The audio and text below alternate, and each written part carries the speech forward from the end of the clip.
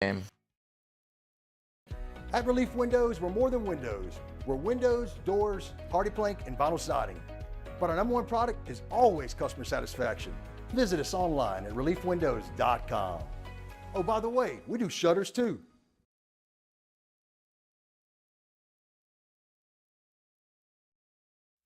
This is SportsCenter.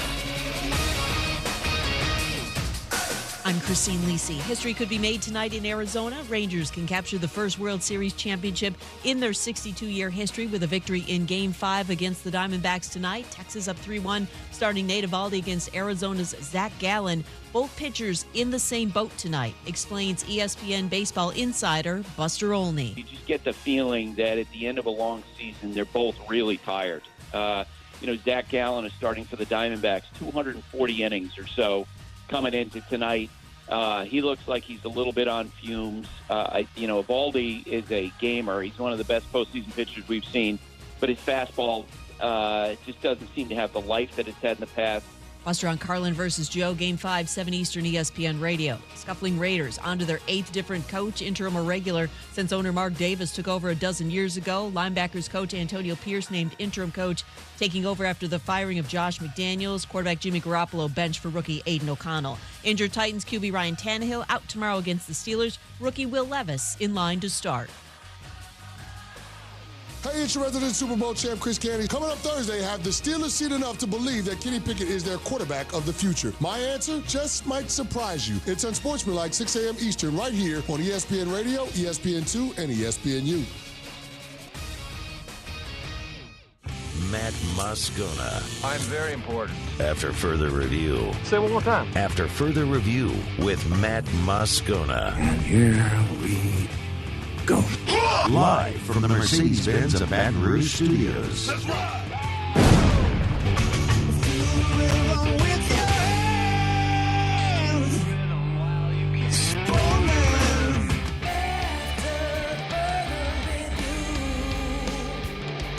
And off we go. Welcome aboard. Glad you're with us.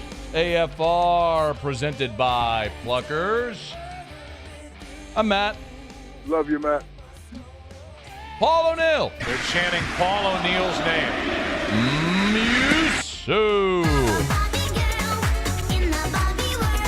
And Mr. Toby Tomplin.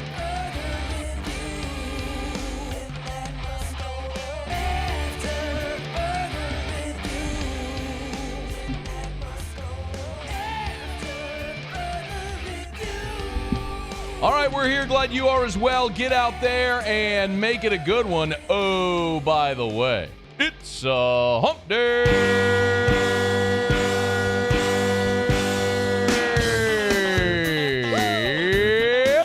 It's hump day. Let's hump, everybody. Mike. What day is it, Mike? Inching closer. Hump day. Brian Kelly and Nick Saban on the SEC Coaches Teleconference. It's hump day. Is LSU-Bama going away forever? Mike. What day is it, Mike? Well, at least part of the annual rivalry. Hump day. Maybe. It's hump day. College football playoff rankings are out. Mike. What day is it, Mike? And I don't care. Hump day. Don't bring that nonsense here.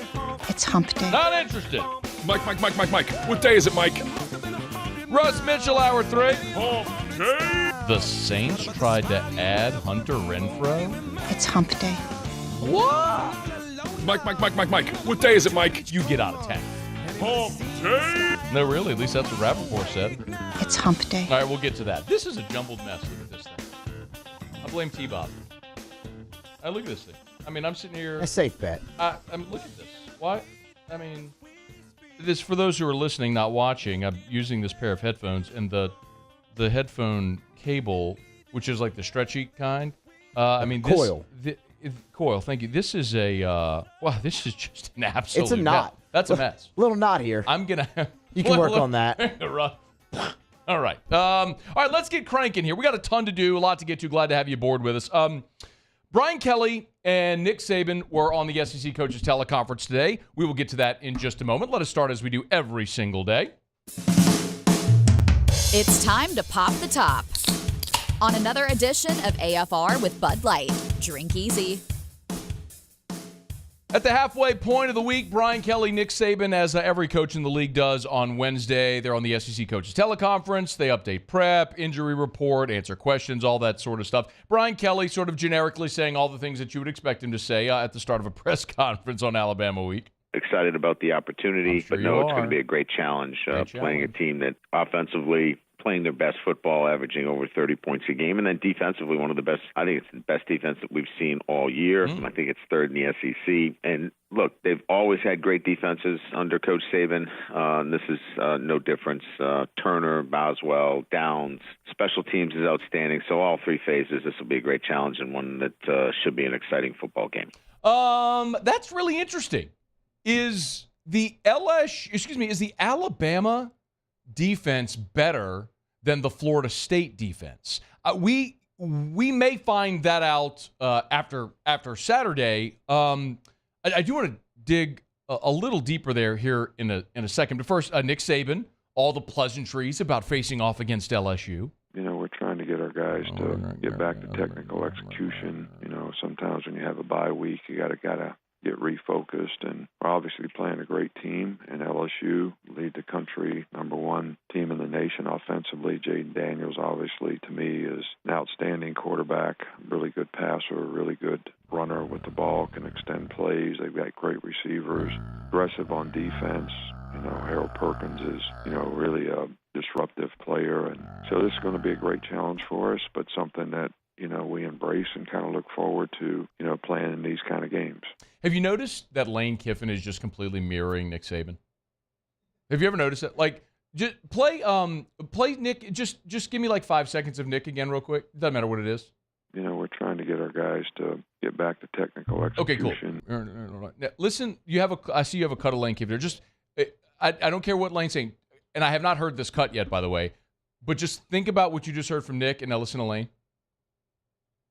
Few years back with Joe Burrow and them as far as the great receivers and really challenging defense. I think that's all. Hey, Lane is trying to be Nick. God bless him. It's a great guy to emulate. But anyway, it's interesting to hear Brian Kelly say that Alabama is the best defense LSU will have faced all year, because when LSU lost to Florida State, I remember sitting here on that Monday after that loss saying, I think that's the best team LSU is going to face all year. And it felt like it. The combination of a veteran quarterback, those talented receivers, obviously a very good running back, a veteran offensive line, the very talented defensive front. Braden Fisk was a menace to LSU, and obviously Jared Verse is very good. As you look at it now, heading into Week 9 of the college football season, Alabama is allowing 306 yards per game. Florida State 332 per game. So they're actually pretty comparable.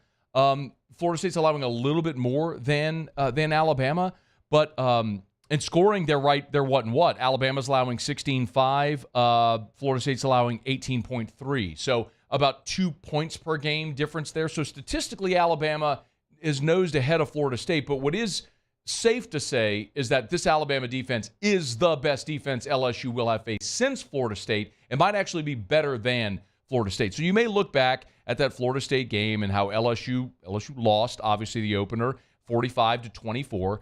Tigers did put up 24, but if you remember, as I'm sure you all do, LSU led by 3 at half, and they had 2 possessions early where they went forward on 4th down in the red zone and came away with no points.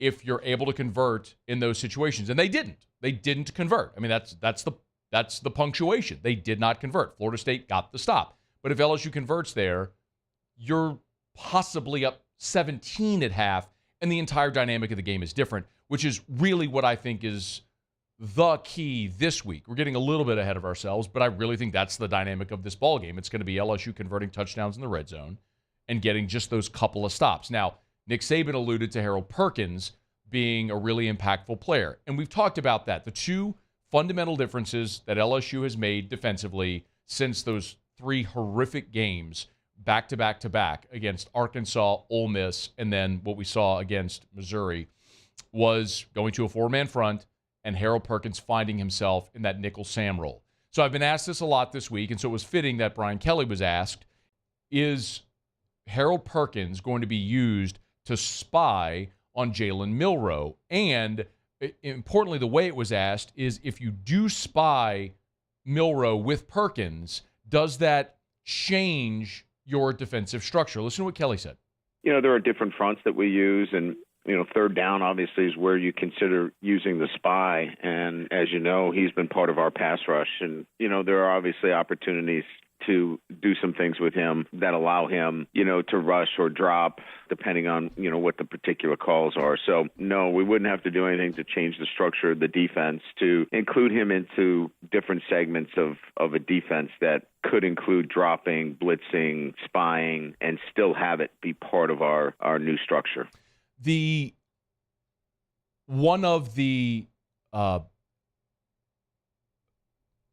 great detriments of this LSU defense right now is third down defense. LSU's third down defense is, and has been, as we all know, among the worst in the country. LSU is 106th in the country out of 133 schools. They're 106 out of 133 in opponents' third down conversion. So third down defense. LSU is allowing opponents to convert 44% on third down. I do not have that broken down into SEC-only numbers, but I would venture a guess that the number is much worse against conference opponents because you would eliminate the Army and Grambling games. So, yeah, man, I hear what Brian Kelly is saying there. If you wanted to spy Harold Perkins, use Perkins as a spy on Milroe, you'd be doing it on third down because you wouldn't want to be playing coverage, have Milroe tuck and run to convert a first down, which is where, quite honestly, Milroe is dangerous because they're not using him as a designed runner in this offense anymore. We've talked about that already this week. Milroe's rushing statistics have plummeted over the last month as Tommy Rees has sort of refangled and refunctioned that offense around a traditional running game with McClellan and Williams, and Milroe throwing out of the pocket off of play action, taking the deep shots. He ain't taking 35 shots a game. He's taking 20, but he's looking for 10 of 20 for 250 when he's hitting the 40 and 50-yard passes a couple of times a game. That's what he's looking for. When Milroe runs, it's those options. It's 3rd and 6, you're playing coverage, and Milroe scrambles and gets the first down.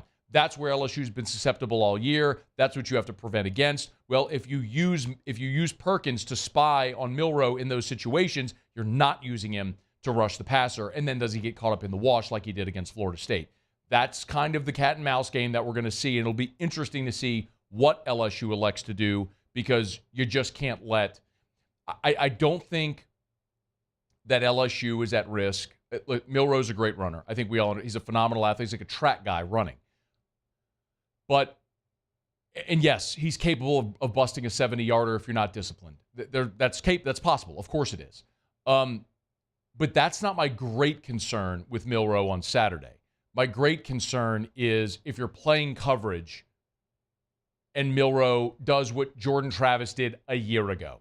Every third down opportunity, he's running and he's converting and continuing drives and moving the sticks and playing ball control and keeping away from the LSU offense. So, yes, how they use Harold Perkins on Saturday, I think is going to be one of the really fascinating things early, and I do think that that's going to evolve as the game goes along.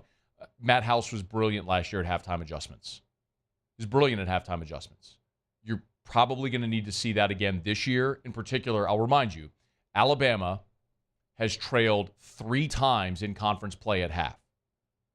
They trailed against Ole Miss, they trailed against Texas A&M, and they were down 13 at home against Tennessee at half.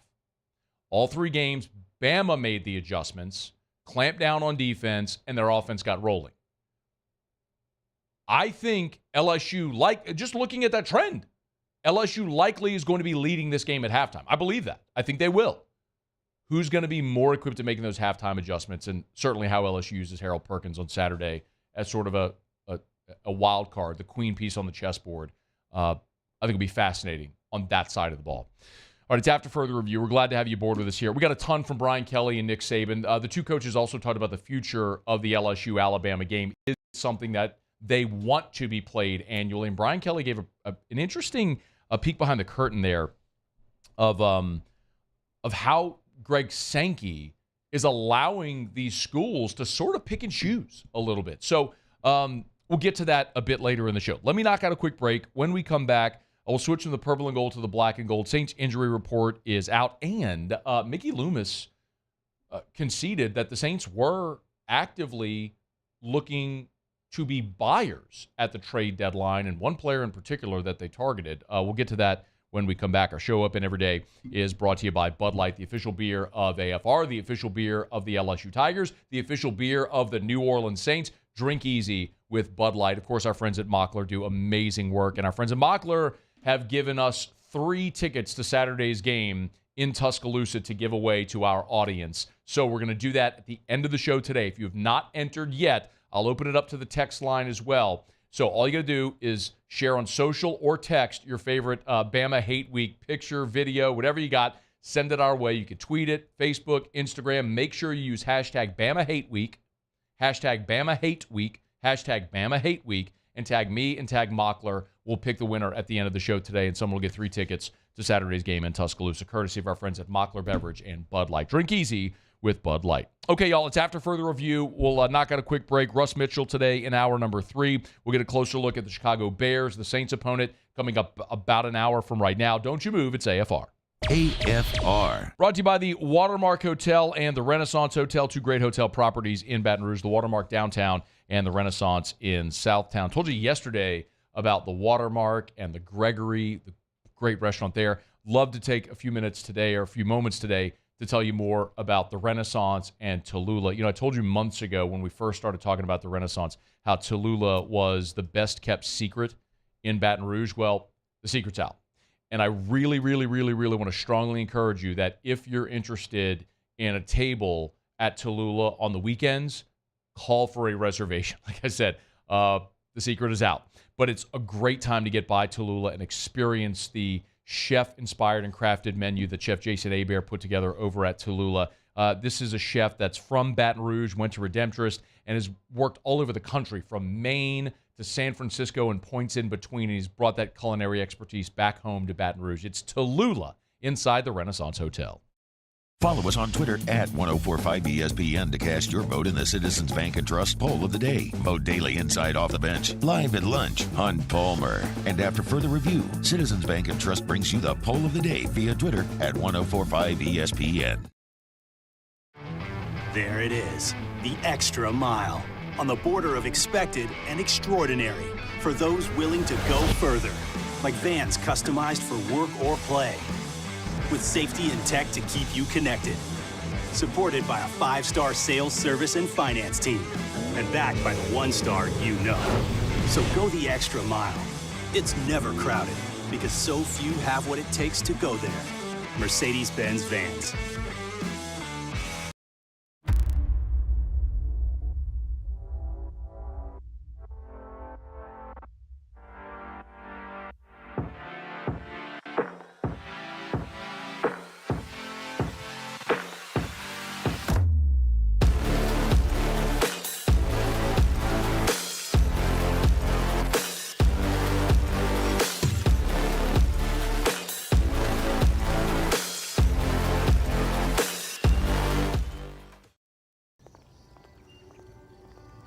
Would a couple that just came from a couples massage have any use for the massage seats of the Infiniti QX60? Yes, it appears they would. With driver and passenger massage seats, mute all your notifications and feel infinitely you.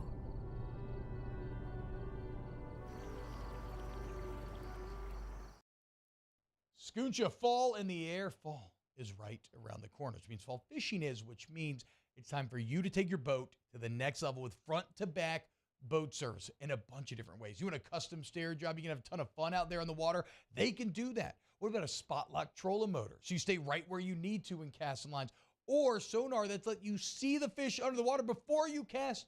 All of your maintenance needs as well. For 38 years, they've been at it and will continue to do so. The Sherman family of front-to-back boat service.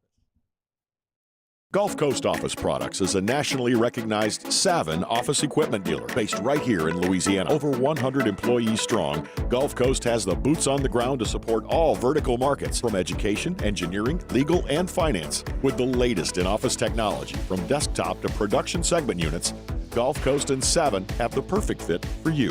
Call 225-756-2644. That's 756-2644 for Gulf Coast Office Products. His name was King. He had a horse.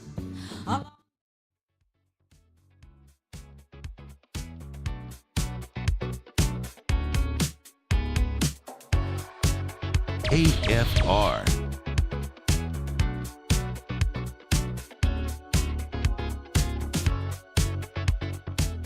After further review with Matt Moscona, presented by Pluckers Wing Bar, open till midnight or later every night of the week, where every Monday is all-you-can-eat wings. Pluckers Wing Bar. If you don't like our wings, we'll give you the bird. NFL trade deadline came and went this week, and I was a little interested to see what the Saints might do. Our focus here was more so around what might happen with Jameis Winston because of the Kirk Cousins injury. Might the Vikings have interest in Jameis? Might the Saints actually be looking to move him? Well, that didn't happen. Mickey Loomis was on Saints Hour, which is weekly with Mike Hoss, the voice of the Saints on WWL, which is the flagship of the New Orleans Saints. And Loomis did acknowledge the Saints were actually interested in being buyers at the trade deadline. Well, we talked to a couple teams about a couple of things, more in the acquisition area as opposed to trading somebody. We didn't really talk about trading anyone from our team, but we did talk to a couple teams about an acquisition, but I wouldn't say it ever got really serious. Interestingly, one of those names is being reported by Ian Rappaport of course, NFL media, and that's a former Carr teammate in Las Vegas, Hunter Renfrow. I didn't get the sense any trade was going to happen. The only one I thought might happen was Hunter Renfrow going to the Saints. There's just so much contractual stuff that they had to work out. Who was going to pay his salary? Didn't get it done by yesterday. Just in the end, just did not end up happening. And of course, the Raiders today fired their head coach and their general manager. So when did that happen in Las Vegas, and who actually had autonomy to make that deal? Had they wanted to make the deal, I don't know. But as a result of this knowledge, which I think we all would agree that Ian Rappaport is very credible. I don't think that there's any reason to doubt that report that there was at least interest, if nothing else. What I think it tells us is the organizational direction that the Saints have right now.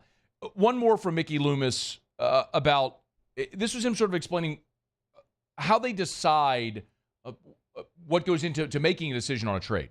I think a lot of it is determined by, how you see the season playing out. And then you look at your roster and the team, the guys that are coming up as free agents, and whether, what's your opportunity to re-sign them. There's a lot of factors that go into making a decision on trading a player. And then on the other side of that, it's say who can help us now, accomplish our short-term goals, or, in some cases, you want an opportunity to have a player in your system and make a decision on having them for the long term. Okay. When I first saw the news that the Saints were interested in acquiring Hunter Renfrow, it was an immediate confirmation to me that the Saints are still all in. They're all in to win right now, which is not surprising. It shouldn't be surprising. This is their organizational ethos. They have a $150 million investment in Derek Carr that they are trying to get a return on. And as much as you and I and everyone else may scream to the high heavens about how bad of a coach Dennis Allen is, how bad of an OC Pete Carmichael is, how average a quarterback Derek Carr is, the Saints don't feel that. The Saints organizationally don't believe that. We are swimming collectively downstream, and they are collectively, as an organization, swimming upstream against the current and against the tide of public opinion. Let's first ask the question, why Hunter Renfrow? Okay. Hunter Renfrow has a $13 million cap hit this year with the Raiders. So you're talking about a guy that is not a cheap player. Hunter Renfrow, again, a $13 million cap hit this year. Next year, again, he's under contract next season as well. The Raiders can't off-ramp from his deal this year, but he's under contract next year as well for $13.7 million. So if the Saints traded for Renfrow, they'd be giving up an asset to get a player that has a big cap number this year and carries a $13.7 million cap number next year. Okay, so you're trading an asset to get a player who, by the way, is going to be 28 years old in December. Not that that's old. Not that Renfro being 28 is old. But Hunter Renfrow has seen a dramatic decline in his production the last 2 years from what he was 3 seasons ago, where I guess 2 seasons ago, where he was a 1,000-yard receiver. In 2021 in Las Vegas, he caught 103 passes for 1,038 yards. Had a big year. That was his 3rd year in the league. He went from that 1,000-yard season to last year catching 36 passes for 330 yards. And so far this year, he's got just 10 receptions for 92 yards. He's disappeared. And I understand. You got Devontae Adams there. Renfro only played in 10 games a season ago as well. But all that to say, you have a player that's that's almost 28 years old, that's on a really big contract, that over the last 2 seasons has seen his production and availability plummet. Why in the world would you give up an asset for that player, first and foremost? Also, why would you give up an asset for that player at that position where the Saints have talent and depth and money and draft capital invested in their receiving room? And oh, by the way, Rashid Shaheed, who I think you'd like to pay, is an exclusive rights free agent this offseason. So the Saints are very likely going to, and I think we would all agree it would be a good idea, if the Saints invest in Rashid Shaheed this offseason.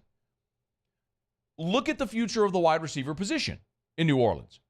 Michael Thomas, he's under contract for another year in 24 at $10.2 million. You don't have to remember all the numbers, but that's a big number. By the way, his dead number is $21.9 million, meaning if Michael Thomas is on your team next year, he costs you $10 million. If Michael Thomas is not on your team next year, he costs you $21.9 million. So Michael Thomas ain't going nowhere. He's going to be on your team next year. Chris Olave, you've invested the 11th overall pick in Chris Olave. He was really good a year ago. I think we all agree he has the potential to be a really good receiver in the NFL. And if you pick up his 5th-year option, you have him under contract through 2026. So 3 more years after this one. And then we just mentioned Rashid Shaheed, who's an exclusive rights free agent, who you're going to re-sign after this season. So your top 3 guys are all back next year. And if you were to trade for Renfro, at best he's your number 4, and you'd be paying him $13 million and giving up an asset for the right to pay him $13 million? It doesn't make sense. And oh, by the way, you've also got A.T. Perry on your roster, who used a draft pick on this year. Keith Kirkwood, Lynn Bowden hanging around. And even if Renfro replaced one of them, fine. But how much value are you really going to get out of your 4th wide receiver? And we're all screaming, hey, you paid Juwan Johnson. Where's that guy been? And I know he's a tight end, but he's still a pass catcher, and there's only so many targets to go around. So it doesn't make sense to make a deal for a wide receiver, except for one reason and one reason only. This is Derek Carr's guy. And with all of the capital you have invested in the receiver position, money, draft capital, all of it, it pales in comparison to the $150 million and minimum 3 years you have invested in Derek Carr. So as much as we look at Michael Thomas and go, yeah, it's a big number for next year, and as much as we look at Olave and say, yeah, that was the 11th overall pick, and as much as we look at Shaheed and say, exclusive rights, you're going to have to pay him this offseason, all of that combined pales in comparison to the $150 million commitment you made to Derek Carr to be your franchise. So the Saints are looking at this going, we have got to get a return on that investment above all else. And if Hunter Renfrow is Derek Carr's guy, and instead of having Carr screaming at the 11th overall pick for giving up on a route or having one doink off his helmet and missing a walk-in touchdown, and instead he's got great synergy with this guy who will elevate the quarterback we've invested $150 million in, then you do it. That's the mindset of the organization. Mickey Loomis told you. When you play the first one again from Loomis, Muse, this was Mickey Loomis again on Saints Hour on Tuesday night when asked about when asked about what mindset are you in whenever you're I can't find the exact however he said it exactly it's the second one. I'm sorry. What goes into making a decision on a trade? A lot of it is determined by how you see the season playing out. That's it. And a lot of it's determined by how you see the season playing out. Well, the Saints are still in perpetual win now mode. They are not at all thinking, hey, let's gather assets for the future. They're thinking, what can we do to get a return on this $150 million investment we made in Derek Carr? That's it. Because it is nonsensical in any other checklist box to do a deal for Hunter Renfrow, to even be interested in doing a deal for Hunter Renfrow, except that you think that player can elevate your most important asset. Whoo, boy. They better go beat the Bears, bro. I tell you what, if this team, after all of this, goes and lays an egg against the Bears and a rookie quarterback from a Division II school on Sunday in the Dome, oh my God, the melt. Can you imagine the melt here on Monday? It's After Further Review. We're glad you're hanging out with us here on this Hump Day edition of AFR. We're brought to you by Relief Windows and ReliefWindows.com. Energy-efficient replacement windows, beautiful entry doors, hardy plank and vinyl siding. They do it all over at Relief Windows, and they do it better than anyone else. Relief Windows and ReliefWindows.com. They also do shutters. And remember, at Relief Windows, they will never take $1 from you until the work is done and you're thrilled. No down payment. They take all the risk. They're going to put up the money to get those custom windows ordered and installed, and only when you're thrilled will they take your money. That's a promise from Relief Windows. They are windows, doors, siding, and shutters, but they're also experience, quality, and service. Bold_service. It's Relief Windows. ReliefWindows.com. All right, y'all. Taylor Calandro in about 15 minutes. Little Bourbon Dictionary. Get your booze questions, so get them in. It was cold last night after trick-or-treating. We had the fire pit lit up in the back last night and had a few, too many, whiskey pours. But it is whiskey drinking season, man. All right, so Bourbon Dictionary is coming up with Taylor in about 15 minutes from right now. We'll go around the SEC when we come back. And, man, Matt McMahon of the basketball program got some bad news today. We'll tell you about it next on AFR.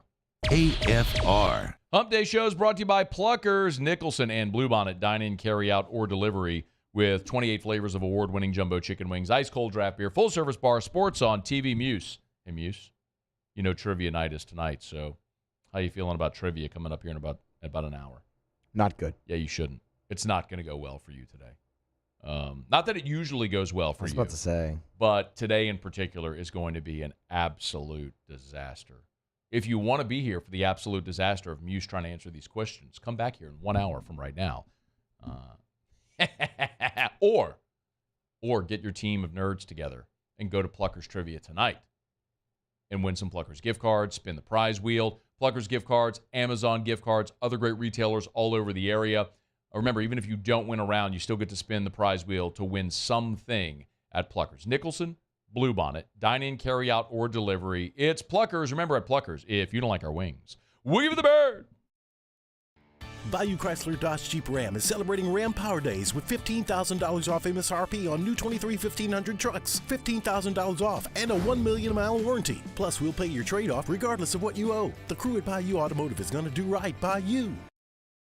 The Windsor Senior Living Community in Mandeville, Louisiana is a beautiful, vibrant apartment community geared towards seniors.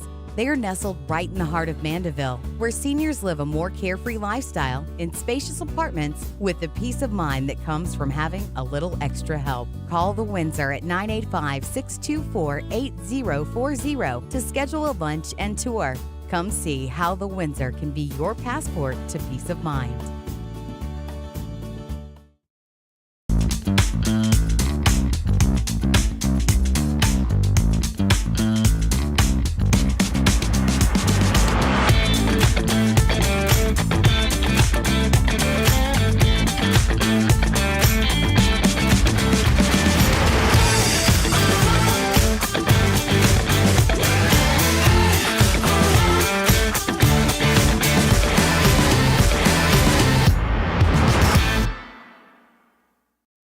Electricity is all around us, and our families depend on it. Every day is sparked by the power of a cold drink or a warm meal, a movie night, and a comforting light at the end of a dark hallway. From sunrise to sunset, playtime to bedtime, our team is ready to take care of your electrical needs. Even in the case of an after-hours emergency, the light in your life shines brighter with Mr. Electric. Running Boards Marketing can help you get their attention. Imagine your brand's message on a giant LED billboard truck that can't be skipped and is nearly impossible to ignore. Running Boards Marketing is the leader in effective and affordable advertising on digital mobile billboards, which are 2 times more effective than traditional billboards. With a 97% recall rate, you'll leave a lasting impression with your customers.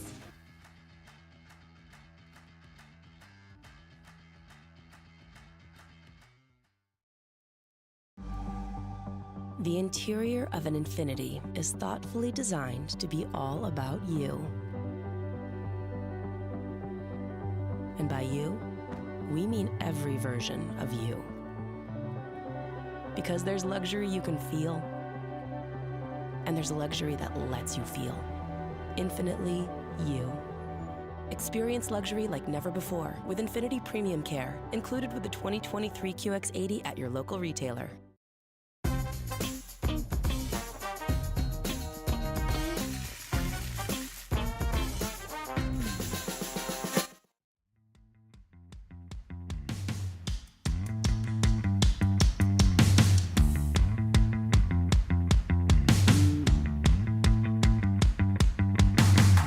After further review with Matt Moscona, presented by Pluckers Wing Bar, open till midnight or later every night of the week, where every Monday is all-you-can-eat wings. Pluckers Wing Bar. If you don't like our wings, we'll give you the bird.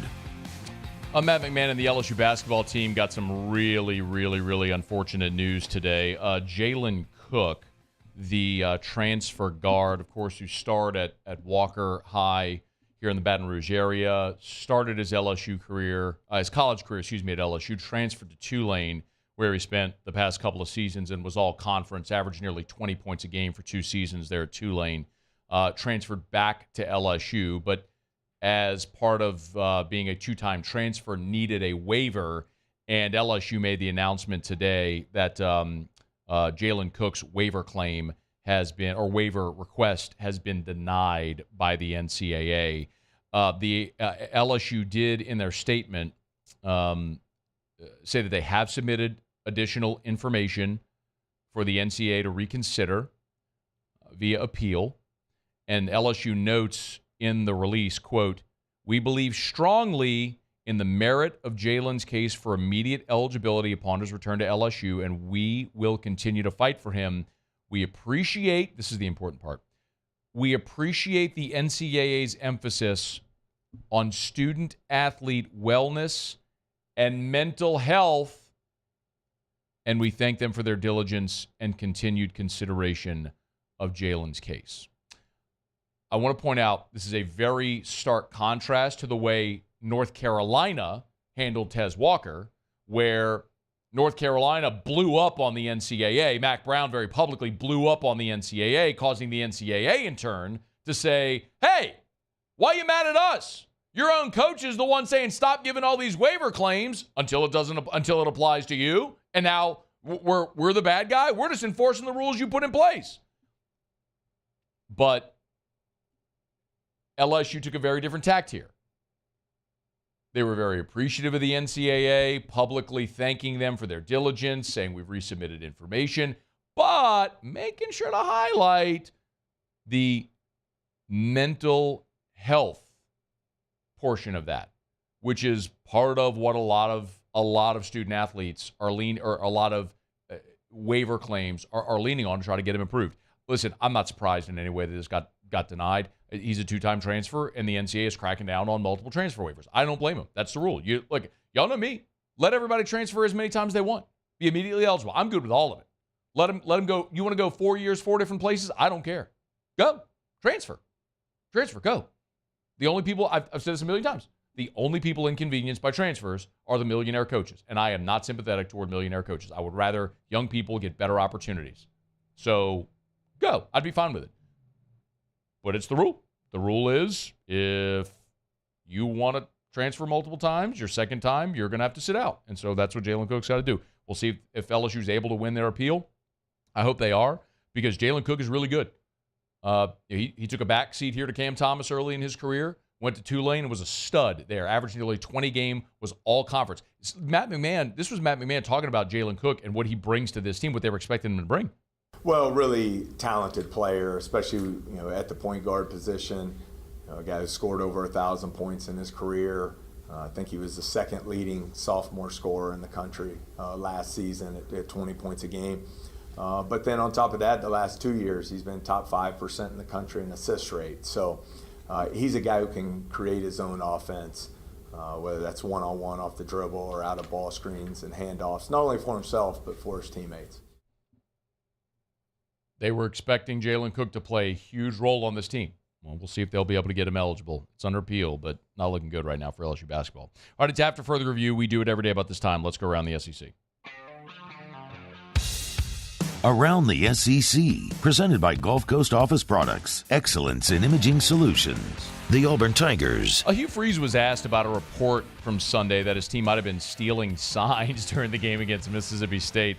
Freeze said, quote, "Well, we did a poor job if we did. They had more yards and more explosive plays in the second half than the first." Zach Arnett said on Monday, quote, "I let the facts speak for themselves." Freeze didn't explicitly deny the report, said it's, quote, "no secret that teams look across the sidelines during games," but continue to emphasize that Auburn's defense was actually worse in the second half than the first. Texas A&M! Jimbo Fisher said reserve defensive end Anai White, he's out for the season with an injury. Played in 5 games, so he's 1 game above the redshirt limit, so he loses the year. 6'5", 240, totaled 37 defensive snaps, was playing in conference games as well. He's part of that vaunted 2022 recruiting class. He was a 4-star, the number 4 edge rusher in the country. 6 other A&M scholarship players missed the South Carolina game with injuries and are questionable for Saturday's game against against Ole Miss. The Vanderbilt Commodores. Clark Lee wouldn't disclose who would start at quarterback for Vandy this Saturday against Auburn. Said it could be any combination of Ken Seals or Walter Taylor for the Commodores. In the loss to Ole Miss this past weekend, Seals was replaced by Taylor in the second quarter. A.J. Swan continues to be unavailable with an elbow injury. The South Carolina Gamecocks. Freshman forward Colin Murray Boyles is out indefinitely with mono. He is expected to play a vital role for the Gamecocks basketball team this season. He was a top 100 player nationally. On3 ranks him as the number 6 impact freshman in the SEC. Gamecocks host Wofford in a charity exhibition tonight where ticket sales go to the Maui Strong Fund. The Ole Miss Rebels. And the Ole Miss men's basketball program got its first 2025 commitment. 4-star shooting guard Patton Pinkins. If the last name sounds familiar, it should. He's the son of Ole Miss assistant coach Al Pinkins, a 6'5", 170-pounder from Texas. He's a top 100 player for 2025, the number 11 player at his position. Had offers from Cincinnati, LSU, Oklahoma, Texas Tech, Wake Forest, and others. Okay, there you have it. That is Around the SEC, presented by Gulf Coast Office Products. Shout out to our guy Trey Beal and our friends at Gulf Coast Office Products. You know where to find them. GCOPnet.com, GCOPnet.com. If you need office equipment, Gulf Coast Office Products, they're the best. They're a national leader among Saban dealers, but they will service all makes and models. So if you got issues with your office equipment, Gulf Coast Office Products, GCOPnet.com, GCOPnet.com for Gulf Coast Office Products. Okay, let me knock out our final break here of hour number 1. We'll come back, Taylor Calandro will jump aboard, a little Bourbon Dictionary. Get your booze questions in. You know how to do it. Email us, tweet us, text us, 225-396-4400, 396-4400, 396-4400. Lot still to do. Bourbon Dictionary is next. AFR. AFR is brought to you by Rouse's, the official supermarket of the New Orleans Saints. Rouse's.com, Rouse's.com. And I want to remind you that as we move into the holiday season, Rouse's is doing amazing work, as they always do, with our food banks and helping feed the hungry during this time of year. So you can always go to the website, Rouse's.com, to get more information, no matter where you are in Louisiana or in the footprint that Rouse's touches, from all of their 60-plus stores from Lake Charles all the way to Orange Beach, Alabama. Rouse's.com, Rouse's.com. Always love to tell you as well about the buy four, save more with wine over at Rouse's. A great program that they instituted. It allows you to mix and match and save when you buy wine at Rouse's, so you can try some really new and interesting wines and do it at a discount. It's at Rouse's, the official supermarket of the New Orleans Saints. Remember, over at Rouse's, they got the truckload sale, which starts right now, so you stock up for the holidays and save at Rouse's, the official supermarket of the New Orleans Saints. I've been doing business with Luba for 25 years. They're dependable, trustworthy. It's just the attention to detail with our clients. Our folks have years and years of experience. They're highly trained professionals, but many companies have that asset. What I'd like to think makes Luba a bit different is that we use those talents in a way that truly is dedicated to serving the needs of the folks who depend on us. Bayou Ford has the new inventory to get you in a new Ford truck or SUV today, or customize your next vehicle just the way you want it. All new Bayou Ford vehicles come with a 1 million mile powertrain warranty. The crew at Bayou Ford is going to do right by you. The importance of doing this Fortified program and offering it to people down here is, number one, the only real chance you're going to get to do this is when you put on a new roof or build new. And through companies like HUDCO, who's kind of leading the way in this thing, it's going to offer the customers a huge advantage in the insurance market and the price of their insurance. You know, we're not looking to make a fortune off fortifying. We're trying to give you a better product than our competitor at the moment. I'm trying to do something that he can. I'm trying to give you something better. So a lot of these insurance jobs, you're getting a re-roof, you're only paying your deductible. Let's sit down and talk about the Fortified and let's see what it does to your insurance premium. You're getting a steal. Yeah. You're getting a brand new roof and a Fortified certificate for your deductible, essentially. I think we're rocking and rolling.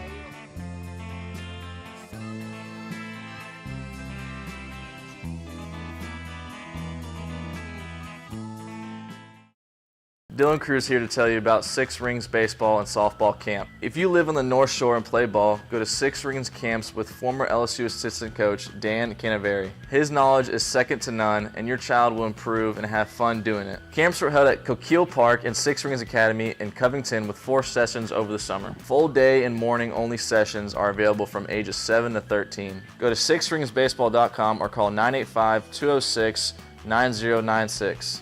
Learn the game to love the game. Would a couple that just came from a couples massage have any use for the massage seats of the Infiniti QX60? Yes, it appears they would. With driver and passenger massage seats, mute all your notifications and feel infinitely you.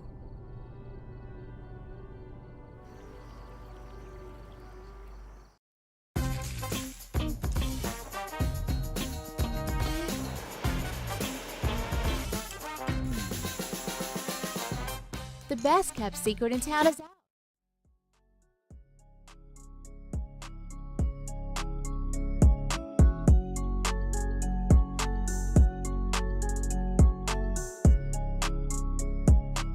After further review with Matt Moscona, presented by Pluckers Wing Bar, open till midnight or later every night of the week, where every Monday is all-you-can-eat wings. Pluckers Wing Bar. If you don't like our wings, we'll give you the bird. They're the gang with the slang. This is Bourbon Dictionary with Matt Moscona and Taylor Calandro. All right, wrapping up hour number 1. Glad to have you hanging out with us here. We do it every Whiskey Wednesday. And, man, with the weather being like it is right now, it is absolutely Whiskey Wednesday. Taylor Calandro is with us to answer your booze questions. How are you, dude? Good. It's crispy. It's crispy Whiskey Wednesday. Man, so last night, of course, it's Halloween. It was freezing. We always have the family over for Halloween. And the kids go trick-or-treating and whatever, and then we have dinner, and then we kind of light a fire in the back of the fire pit. And did that last night and poured a little E.H. Taylor barrel proof. And it was just about a perfect evening. Talk to me. That's one of my favorite pours. I was talking to somebody about E.H. Taylor today. E.H. Taylor barrel proof and E.H. Taylor single barrel are like A1 and A2 always on the bar at my house. Yeah, you know, E.H. Taylor barrel proof, great pour. 3 of them had me a little wobbly this morning, not going to lie. Yeah, I'm sure. I got up to go. I try to get up and go work out before the sun's up, and I got back in bed. Alarm went off. I was like, nope, that's not a good idea right now. Hungover. It was chilly this morning. I don't blame you. I mean, I felt the same way. I needed the hour. All right, what's new? Tomorrow we're getting the new Parish release. It's another triple IPA called Atticus Luna. Oh, sweet. They've done Atticus Atlas in the past few years, which is also a triple IPA. This is another type of malt, Atticus Luna, and this one's supposed to be a little greener than the other triple IPA they've done. Okay. So we're getting that tomorrow. The Atticus, the one last year was. It had the butterfly on it, or I guess they all do. I'm looking at it now. You said it's Luna? Yeah. So the last couple of years has been Atticus Atlas. That's the release they've had. This one's Atticus Luna, just a different type of malt. Okay. Andrew's a nerd. The guy that owns Parish, he's a nerd, and he's just doing nerd things. I'll be very honest. I love very hoppy IPAs. I did not love Atticus Atlas. That's one of my favorite triple. Is it Atticus, or I'm looking at here? It's Actias, or is it Actius? It's Atticus. It says Actias, Actius. I think you're saying it wrong, bro. Oh, this one's Actius Luna. I'm talking about Atticus Atlas. Got it. Okay. Yes. Okay. Yeah, well, Atticus, Atticus. Yeah. Atticus Atlas. This one's Atticus Luna. Sorry, Atticus Luna. You're right. Yeah. Okay. Anyway, I hope I like this one better than I did the last one. But I'll try. Triple IPAs, they're few and far between. They're big. They're bold. I mean, I understand how they could be polarizing for sure. All right, let's get some questions here. You can get them in. You can tweet us at Matt Moscona. Hey, Twitter. Oh, no, not Twitter. Hey, X World. Thank you, George Truly. You can email me, or you can text 225-396-4400, 396-4400. That's sort of the preferred method for most. Here's one from Joe Simon, who said, ask Taylor, about $100 for Whistle Pig Barrel Proof. Is that a good price? Whistle Pig Barrel Proof? It's got to be just a single barrel, right? I'm assuming. I really don't know what he's talking about. $100 for Whistle Pig in general is pretty good. So yeah. Yeah. Richard Bruce asked Taylor, what's the difference between another Whistle Pig question, Whistle Pig 12 and Whistle Pig 12 Bespoke Barrel Select? They're all kind of, the 12-year is the finished 10 in different types of wine or brandy barrel, stuff like that. The only difference between like the regular shelf 12-year and say the bespoke single barrels, like we've done an apricot brandy, it's just different finishes, different wine finishes, different. They offer a range of different finishes, and that's basically it. And each single barrel, from barrel to barrel, is going to be a different finish, pretty much. So that's the main difference. Yeah, the 12-year tends to be proof down a bit, also, correct? Yeah, I can't remember what the shelf 12. I haven't seen a shelf 12 in so long because we've had our own 12 on the shelf forever. I can't even tell you. I have no clue. Okay. Let's see. You can always text 225-396-4400. Next up is Brandon, who said, ask Taylor, what makes Bottle and Bond bourbon unique? Dickel Bottle and Bond was delicious. So Bottle and Bond is basically just a couple few extra stipulations on top of being an American bourbon. It's got to be aged in a government warehouse. Got to be 100 proof.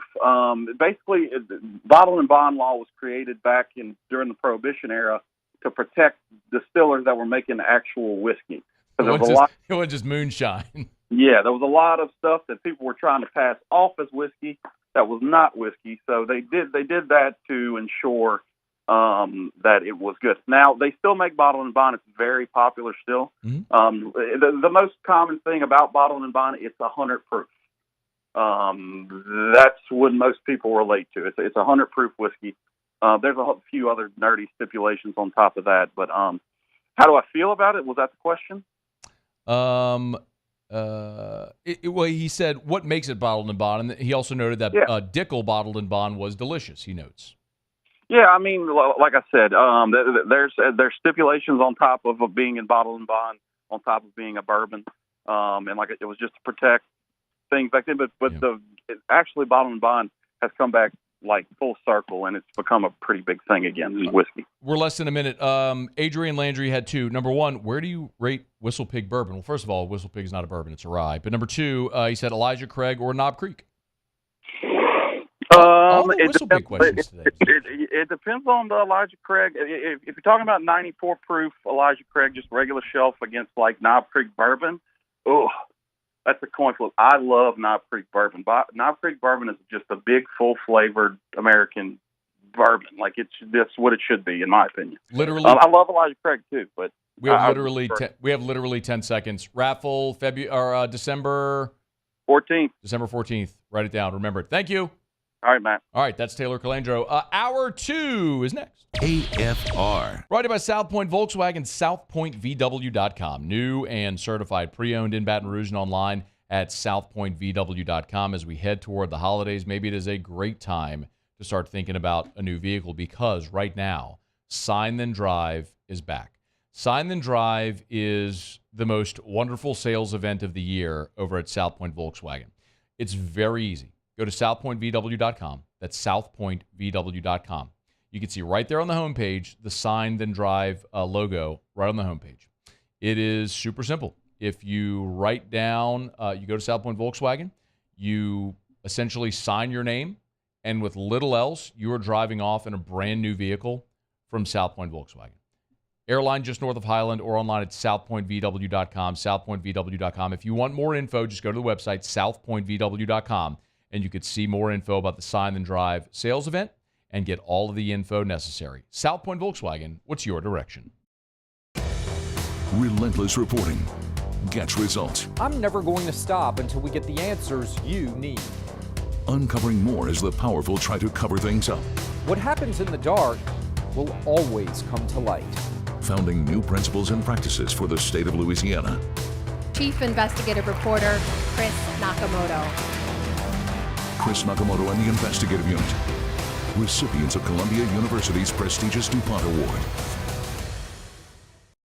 When is a taco more than just a taco? When it's Government Taco. Voted best tacos 3 years in a row by 225 Magazine, Government Taco puts the most delicious spin on tacos the capital area has ever seen. With creative combinations like the Magna Carrot, the Filibuster, or the Steak of the Union. Plus perfect tortilla chips paired with the best salsa and queso you've ever had. And happy hour every day from 3 to 6 p.m. and all day on Thursday. Government Taco, 5621 Government Street. Life in Louisiana is a song. A symphony of sound, colors, and movement. Life is here, now. For life's moments, big and small, always there. The right card, the right care. There it is, the extra mile, on the border of expected and extraordinary, for those willing to go further, like vans customized for work or play, with safety and tech to keep you connected, supported by a 5-star sales, service, and finance team, and backed by the 1-star you know. So go the extra mile. It's never crowded, because so few have what it takes to go there. Mercedes-Benz Vans.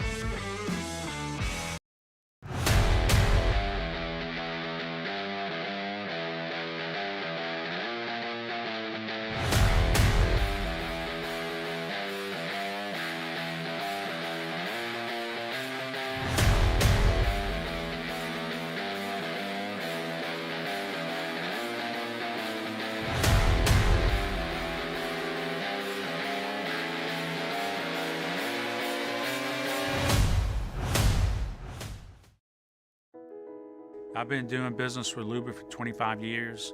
They're dependable, trustworthy. It's just the attention to detail with our clients. Our folks have years and years of experience. They're highly trained professionals. But many companies have that asset. What I'd like to think makes Luba a bit different is that we use those talents in a way that truly is dedicated to serving the needs of the folks who depend on us.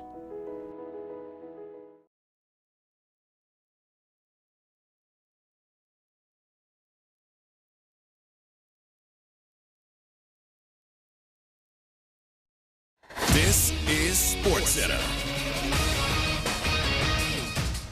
I'm Christine Lisi. A champion could be crowned tonight. Raiders can win their first World Series in franchise history with a victory against the Diamondbacks in Game 5, 7 Eastern ESPN Radio. Nate Evaldi, Zach Gallen. Raiders shaking things up midway through a forgettable season. Fired coach Josh McDaniels and GM Dave Ziegler. Linebackers coach Antonio Pierce, interim coach. Quarterback Jimmy Garoppolo, bench for rookie Aiden O'Connell. The Raiders promising a comprehensive search for a head coach after the season. Unsportsmanlike co-host Chris Canty. Go out and get somebody that you know can do the job, not somebody that is a projection. And to me, you got to have somebody that shows you tangible evidence that we've seen have success as an NFL head coach, just because there are so many degrees of difficulty, so many different layers to this Raiders job because of all of the dysfunction that's been happening year over year. Titans quarterback Ryan Tannehill with a neck injury is out tomorrow against the Steelers. Rookie Will Levis in line to start. Taylor Heineke replaces turnover-plagued Desmond Ridder as the Falcons' starting quarterback beginning Sunday against the Vikings. Home, auto, prized sports memorabilia. Whatever you need to protect, Geico can help get you covered. And with the award-winning Geico mobile app, you can get 24/7 claim support and on-the-go policy access. It's easy to Geico. Go to geico.com today. Matt Moscona. I'm very important. After further review. Say it one more time. After further review with Matt Moscona. And here we go. Live from the Mercedes-Benz of Baton Rouge Studios. Let's ride!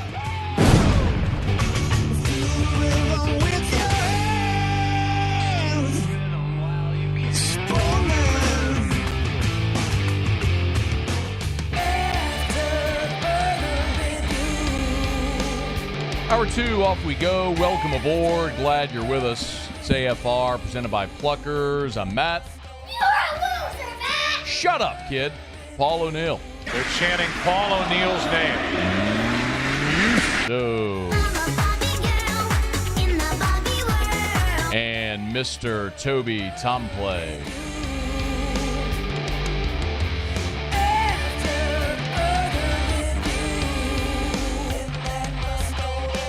All right, we're here. Glad you are as well. Get out there and make it a good one. Russ Mitchell next hour. Got our 2 segments with Russ. We'll spend 1 full segment previewing LSU, Alabama. The other segment, we'll talk about the rest of the weekend ahead in the Southeastern Conference, which, man, it is a pretty significant weekend. I think it's fair to say this, for both Texas A&M and Ole Miss. I get why all the attention is rightly on LSU, Alabama, and there's a lot of people that are going to pay attention to Missouri and Georgia. I don't think that's going to be a game whatsoever. Georgia has had the undivided attention of its opponent twice this year, and they completely throttled Kentucky and Florida. And I think they're going to do the same to Missouri. I'm not expecting that to be a game at all. Texas A&M and Ole Miss is fascinating because if you're A&M, you're 5-3 overall. If you lose this game, you're guaranteeing yourself another at least minimum 8-4 season. The old Texas 8-4 jokes come back. Another 3-loss SEC season, and you still got to play LSU. So a loss would be devastating for Texas A&M and Jimbo. And if you're Ole Miss, you finally think you've turned that corner. You beat LSU. You're 7-1.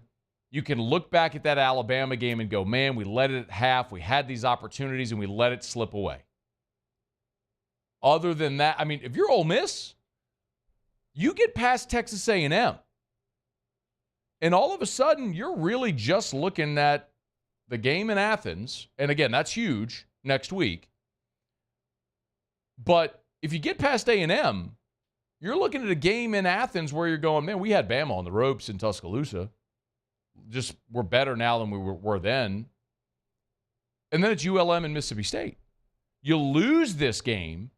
Think about the about face. If you're Ole Miss and you lose on Saturday at home against A&M, and then go on the road and lose to Georgia, you'll beat ULM. Then you got to go to Starkville for the Egg Bowl, and what are you really playing for?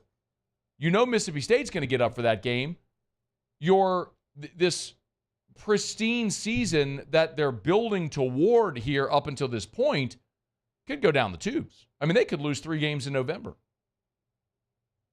Saturday in Oxford, to me, is, I cannot wait to see that. By the way, that's an 11 a.m. game, y'all. That's 11 a.m. Who shows up ready to roll Saturday at 11 a.m. Central Time in Oxford? Man, what an appetizer for the day that is. To go from Ole Miss, Texas A&M to Missouri, Georgia, 2:30, then LSU, Alabama night game. It is going to be a fun weekend of college football in the SEC. All right, it's after further review. Of course, LSU and Alabama play Saturday in Tuscaloosa. There's a couple of LSU Tigers that are going to get their first taste of this rivalry. It was interesting. Logan Diggs met with reporters on Tuesday, and of course, we know Logan Diggs' backstory. From New Orleans, went to Rummel, committed to Notre Dame. LSU got in on him late. They couldn't flip him. He stayed at Notre Dame to get that degree, but when he had the opportunity to come back to LSU and join Brian Kelly, he did, and he said this game is one of the reasons. It's going to be 2 good teams, going at it, and you can't get more excited to do that than anything, It's a really great opportunity. So at the end of the day, I'm just grateful to be able to be there and have the opportunity to live out my dream. I've grew up watching the Alabama LSU game my whole life, and actually being able to play in it, it's gonna be real fun. He grew up watching this game. It's been a dream to play in this game. If you're Logan Diggs, a kid from Louisiana, I always talk about the competitive advantage that LSU has in the dirt, and that's an example of it. There's Logan Diggs. There's your running back who you got to leave Notre Dame, who's a contender. You had to leave Notre Dame to come here talking about it. I grew up watching that game. It's a dream to play in that game.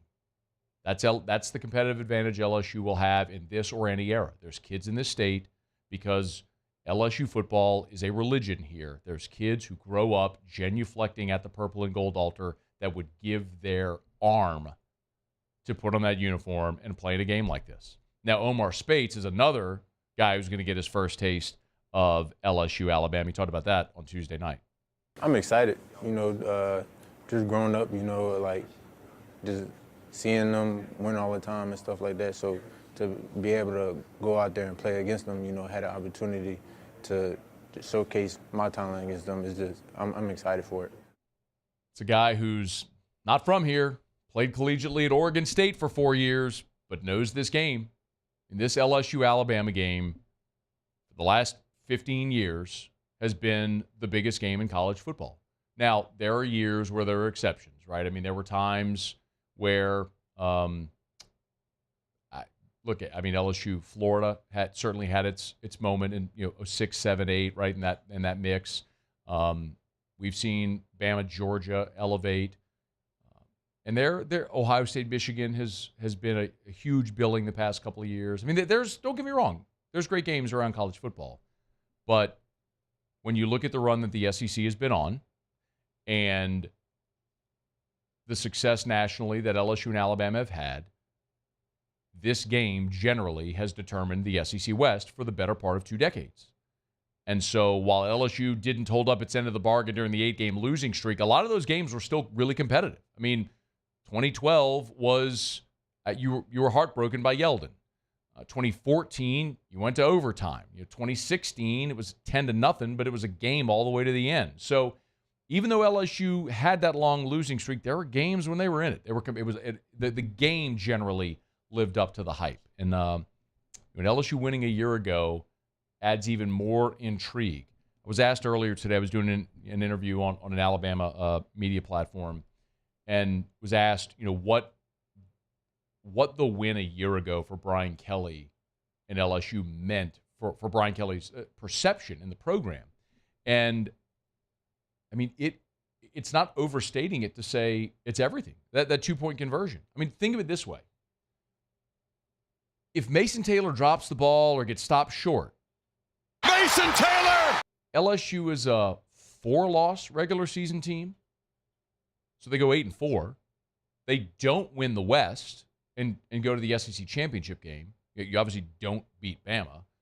It's just another disappointing loss and a long list of disappointing losses to Alabama.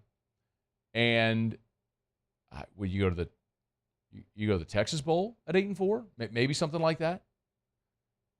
And then you go into this season and you lose to Florida State and you lose to Ole Miss and the defense is struggling, right? I mean, it's just, if you don't have that win, the perception is dramatically different.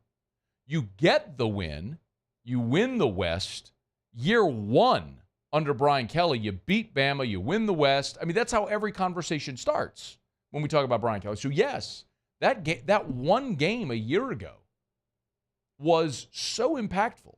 But it also has you believing, why can't LSU do it again?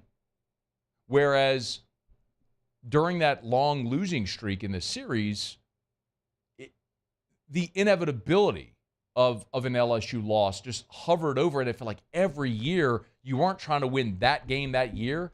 Every year you were trying to end the streak that happened. And that just dominated this program and this fan base for nearly a decade. And then Burrow came, and obviously that season was magical. But then for Kelly to get it done in year one made you feel like, why can't you go do it again? Why does it have to be a Burrow scenario for you to be able to beat that team? And I think that's the way that you should feel if you're LSU going in this game on Saturday. It doesn't feel like the impossible hill to climb like it did when you were in the midst of all that stuff. But yes, it's a massively impactful game that some LSU players are going to get to experience for the first time, and others who have played in this game are going to have an opportunity to beat Bama for a second time, which hadn't happened around here in a long, long time.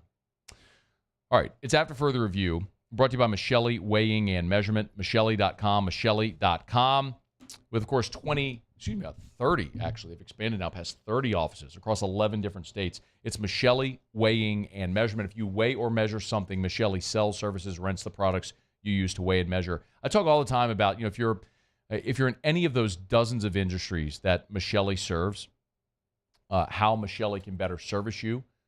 They sell, service, rent the products you use to weigh and measure. They offer ISO 17025 accreditation. We talk about their track system all the time as well. That's track records, assets, and calibrations.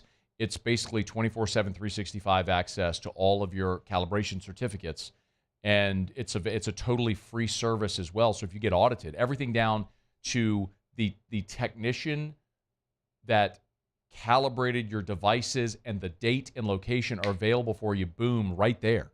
It's Michelli Weighing and Measurement. Michelli.com, Michelli.com. All right, it's After Further Review.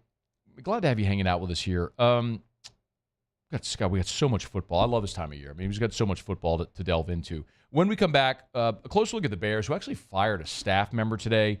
Matt Eberflus updated the Bears' preparations for the Saints in the Dome this weekend, so we'll get to that. Also, the College Football Playoff Selection Committee released their initial rankings last night. I don't give a flip about that. I've spoken my piece on that so many times over the years. And the path for LSU forward is easy. Just go win all your games. I'm not saying it's going to be easy to win all your games, but that is the path forward for LSU. Brian Kelly did talk a little bit about the rankings, though, so let's hear some of that as well. All right, glad to have you here. Stick around. It's AFR. AFR. Brought to you by River City's 1 Hour Air, where they're always on time or you don't pay a dime. 752-0001, 752-0001, 752-0001. Look for the big yellow vans and trucks with the giant clock on the side. River City's 1 Hour Air services the entire Greater Baton Rouge area. So wherever you're listening in Greater Baton Rouge, if you have an issue with your home central AC, or in this case, your heater, because last night we got into the 30s, call River City's 1 Hour Air. Better yet, even if you don't have an issue yet, this is the time to call for that preseason heater safety check. I've been telling you about it for a month now. The cold temps are here. We're cranking up our heaters. It's dormant for months. It's inefficient. It could be hazardous as it collects dust. Make sure your home central heater is running safely and efficiently for these cold weather months. River City's 1 hour air. Mention the Moscona special. They'll knock $30 off the price. It's River City's 1 hour air. 752-0001, where they're always on time or you don't pay a dime. Bayou Chrysler Dodge Jeep Ram is celebrating Ram Power Days with $15,000 off MSRP on new 23 1500 trucks, $15,000 off, and a 1 million mile warranty. Plus, we'll pay your trade-off regardless of what you owe. The crew at Bayou Automotive is going to do right by you. The world's leaders in obesity research, obesity medicine, and obesity science are right here. We're doing something that no one's ever done or trying to answer a question that no one's ever asked before. Pennington is a real jewel when it comes to research. We are finding the solutions to the world's worst chronic disease, which is obesity. Louisiana needs Pennington Biomedical. Gulf Coast Bank and Trust is giving our customers the power to bank anywhere, anytime during this challenging event. And we're right there with you. Our mobile banking app is a smart way to manage your money and time. Gulf Coast Bank and Trust, the bank that cares about you. Scooncha, fall in the air. Fall is right around the corner, which means fall fishing is, which means it's time for you to take your boat to the next level with front-to-back boat service in a bunch of different ways. You want a custom stair job, you can have a ton of fun out there on the water. They can do that. What about a spot lock trolling motor? So you stay right where you need to in casting lines. Or sonar that's let you see the fish under the water before you cast. All of your maintenance needs as well. For 38 years, they've been at it and will continue to do so. The Sherman family of front-to-back boat service.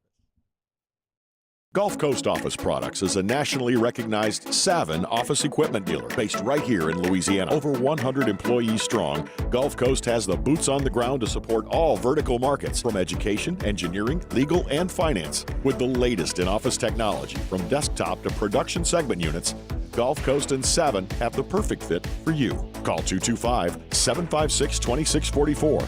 That's 756-2644 for Gulf Coast Office Products. Electricity is all around us, and our families depend on it. Every day is sparked by the power of a cold drink or a warm meal, a movie night, and a comforting light at the end of a dark hallway. From sunrise to sunset, playtime to bedtime, our team is ready to take care of your electrical needs. Even in the case of an after-hours emergency, the light in your life shines brighter with Mr. Electric. Running Boards Marketing can help you get their attention. Imagine your brand's message on a giant LED billboard truck that can't be skipped and is nearly impossible to ignore. Running Boards Marketing is the leader in effective and affordable advertising on digital mobile billboards, which are 2 times more effective than traditional billboards. With a 97% recall rate, you'll leave a lasting impression with your customers.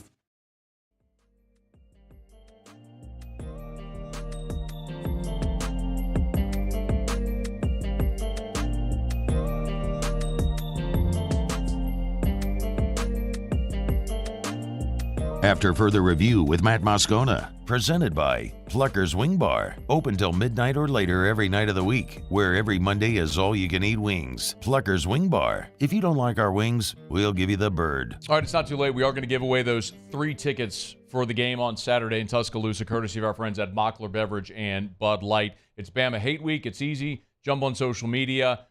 Tweet me, Facebook, Instagram, your favorite Bama Hate Week photo or video. Hashtag Bama Hate Week.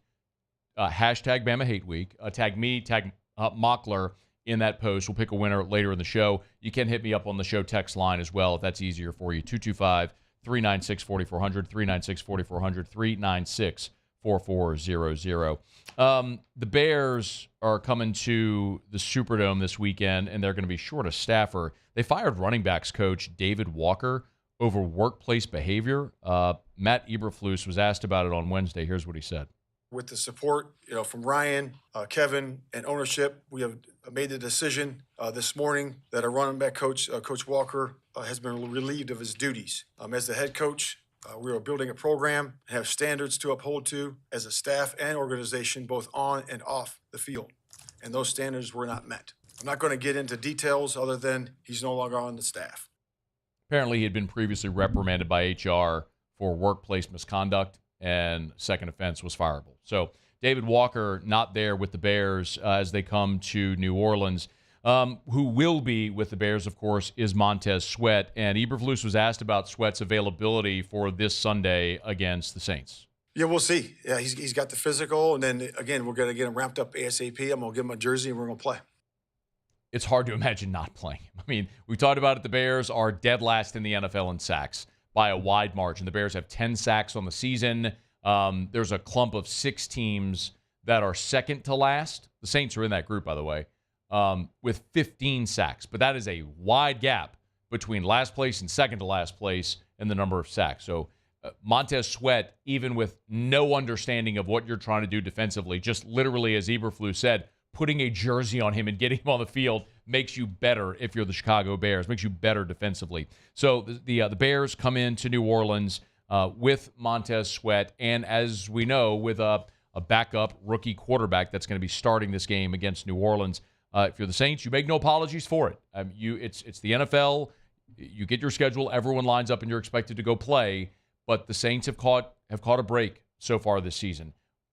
No Justin Fields. Obviously, you're not going to face Kirk Cousins next week, and even early in the season. And you went to Indianapolis. You did not have to face Anthony Richardson, and instead, you faced Gardner Minshew. We could look at week 2 when you went up to Green Bay. Aaron Rodgers leaves this offseason. Instead of facing Rodgers, you're facing Jordan Love. You got C.J. Stroud early in his career. You got Bryce Young in week 2, his second start ever. Week 3, his first home start ever. I mean, the Saints have been lucky this year. I mean, the scheduling gods and some of the injury gods, it's fallen in the Saints' favor. They've not taken great advantage of it as they're just sitting here at 4-4, but the next 2 weeks are just an incredible opportunity for New Orleans. There's no other way to say it. The next 2 weeks, you get to go play backup quarterbacks, one at home, one on the road.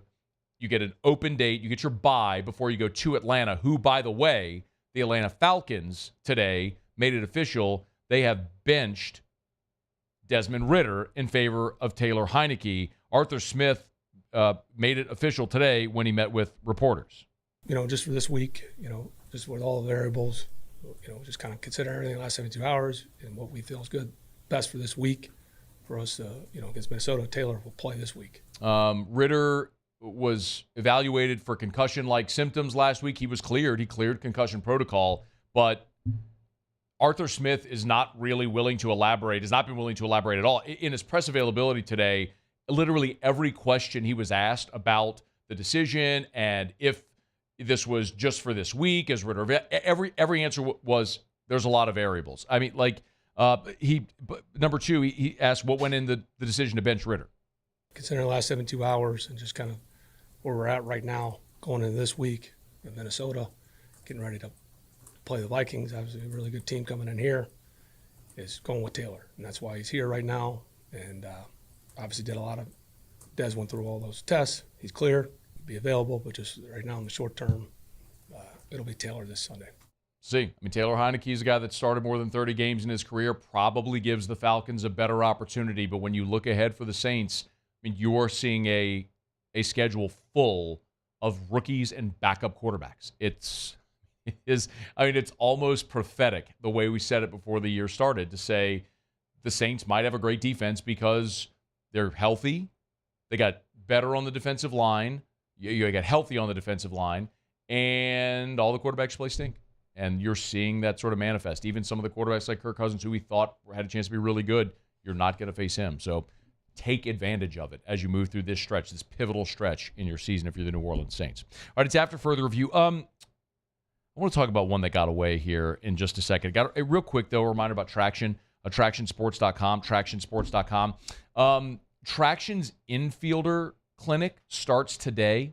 We've been talking about this for a few weeks now. The catchers clinic completely full, but the infielders clinic still has a couple of spots open now. It starts today, and it starts today, and it's Wednesdays and Mondays through November the 20th. So starting today through November the 20th on Mondays and Wednesdays, Coach Brent Boyd is handling the infielders. Amazing resume with Coach Boyd. They're going to focus on footwork, body control, mechanics, hand placement. I was talking to Eddie over at Traction earlier today. There's a couple of spots. The catcher's clinic is completely full. The infielders program, though, still has some spots. So there's 2 different age groups, 9 to 12 and 13 to 18. So if you want to get your son in the infielders program at Traction, ages 9 to 12, ages 13 to 18, there's a few spots left. So call, like, literally it starts today, but they can still get your son in if you want to get in. 753-7777, 753-7777, or go to TractionSports.com, TractionSports.com, Traction, where champions are made. When Sean Payton was in New Orleans, he would often talk about the ones that got away. And I think we all know the list. Players that the Saints let get out of New Orleans prematurely. I think we can add Thomas Morstead to that list. I don't know if you saw, but Thomas Morstead was named the AFC Special Teams Player of the Week.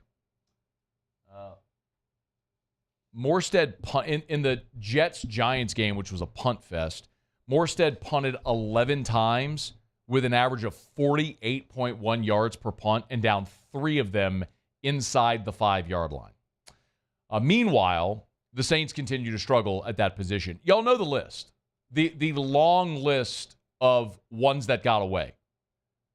Rob Ninkovich, part of that initial draft class, a great draft class in New Orleans. He was a 5th-round pick, and the Saints cut him. He was one of the final cuts of that initial draft class, and he went on to play 11 seasons, won 2 Super Bowls with New England, and was part of the New England Patriots all-decade team in the 2010s. Sean Payton often talked about how Rob Ninkovich was one that got away. Malcolm Jenkins. The Saints draft Malcolm Jenkins in round 1. He spends 5 years in New Orleans, and the Saints decide they're not going to re-sign him. After that, Malcolm Jenkins went on to spend 6 years with the Philadelphia Eagles. And Sean Payton often said it was one of his biggest mistakes was letting Malcolm Jenkins get out of New Orleans. So much so that they ended up bringing Malcolm back to New Orleans for his final 2 years in 2020 and 2021. Darren Sproles. Darren Sproles is another great example. Darren Sproles was drafted by the Chargers, as you all remember, and he spent 6 years in San Diego. So Sproles wasn't, when he got to New Orleans, wasn't like he was a young player. And Sproles comes to New Orleans and spends 3 years with the Saints. And Sean Payton and the organization decided that they were going to let Sproles walk. As a matter of fact, they traded him. And they traded Sproles to the Eagles. And all Sproles did was play 6 more seasons in the NFL with the Philadelphia Eagles. Now, the Saints finally got back down the path because they traded Sproles after 13. And they finally went back down that path when they got Alvin Kamara, and Kamara's been incredible. But that gap, from 13 to 17, when they got Kamara, you missed Darren Sproles. Al Woods, former LSU Tiger.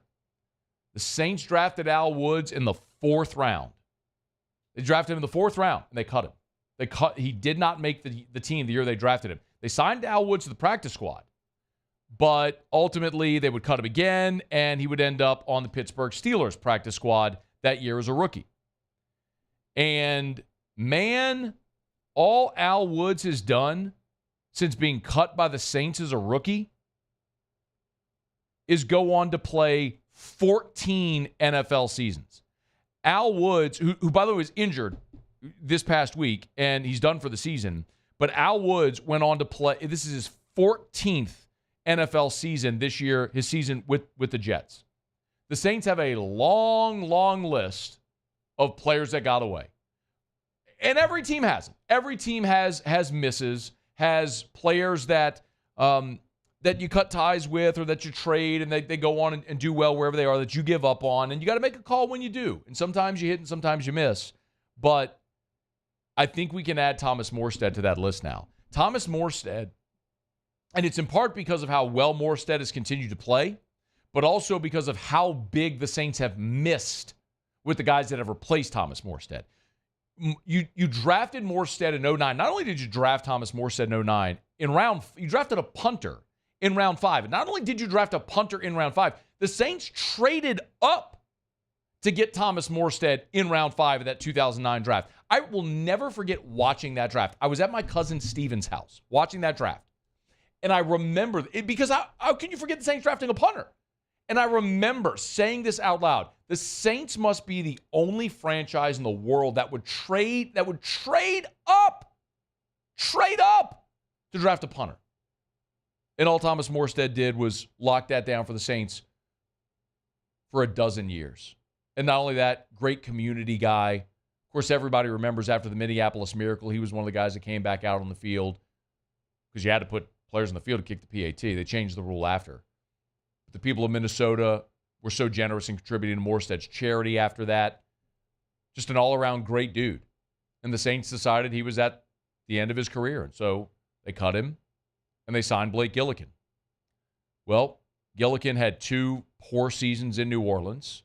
Now he's with the Cardinals, by the way, Blake Gillikin is. And after letting Gillikin walk after this season, they decided to go with Lou Hedley.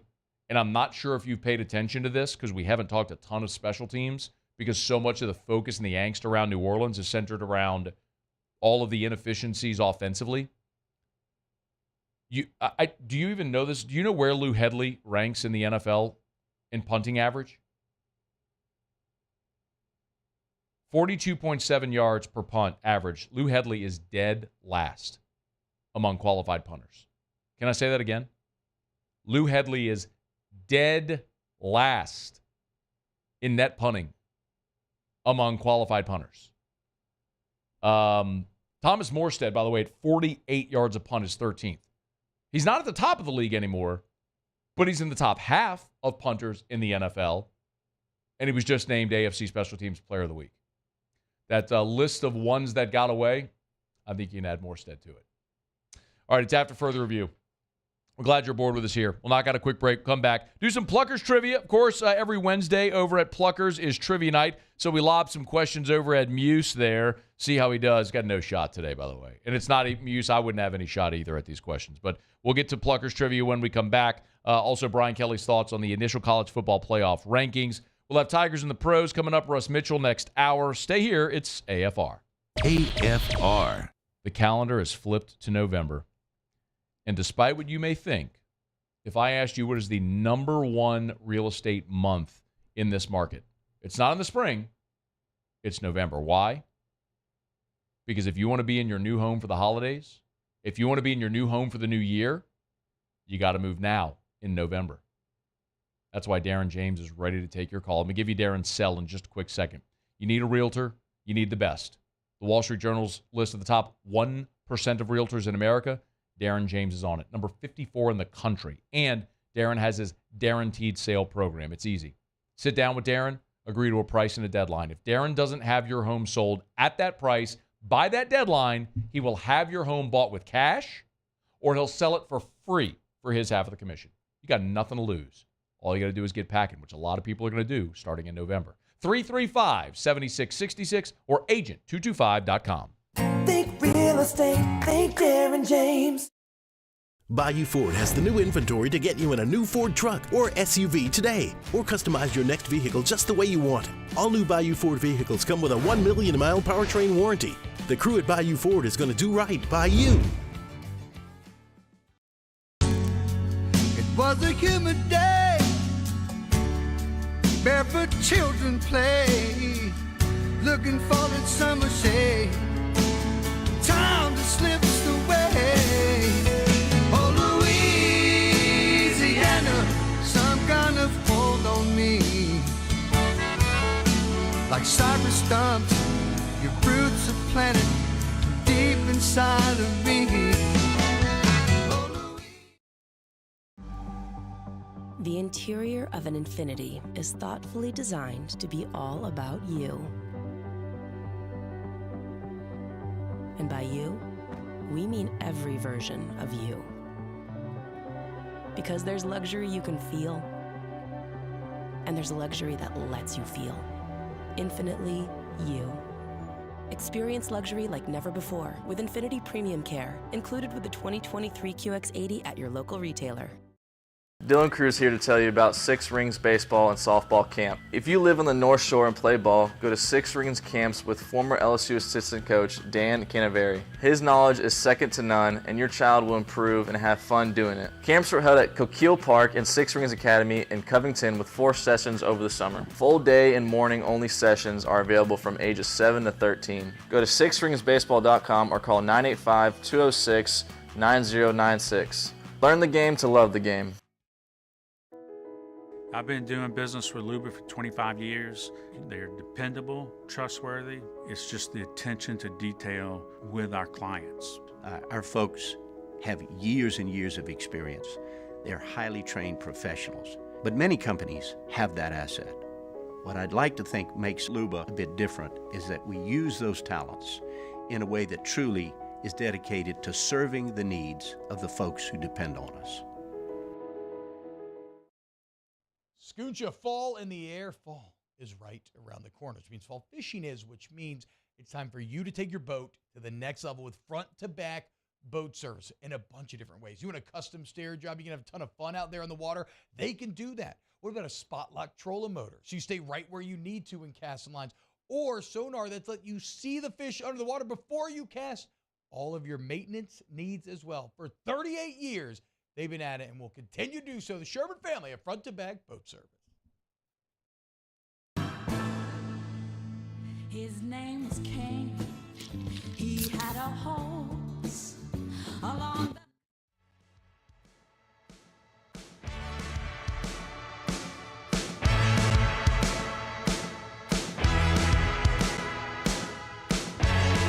After further review with Matt Moscona, presented by Pluckers Wing Bar, open till midnight or later every night of the week, where every Monday is all-you-can-eat wings. Pluckers Wing Bar. If you don't like our wings, we'll give you the bird. Congratulations to Robert Cox. Robert is our Week 9 winner in the 2023 Twin Peaks College Football Pick'em Contest and wins a Twin Peaks gift card. Don't forget to make your picks for Week 10 by noon on Thursday. Play the 2023 Twin Peaks College Football Pick'em today at 1045ESPN.com. Hey, before we left here yesterday, told you I wasn't going to watch the college football playoff, the ranking show. I didn't.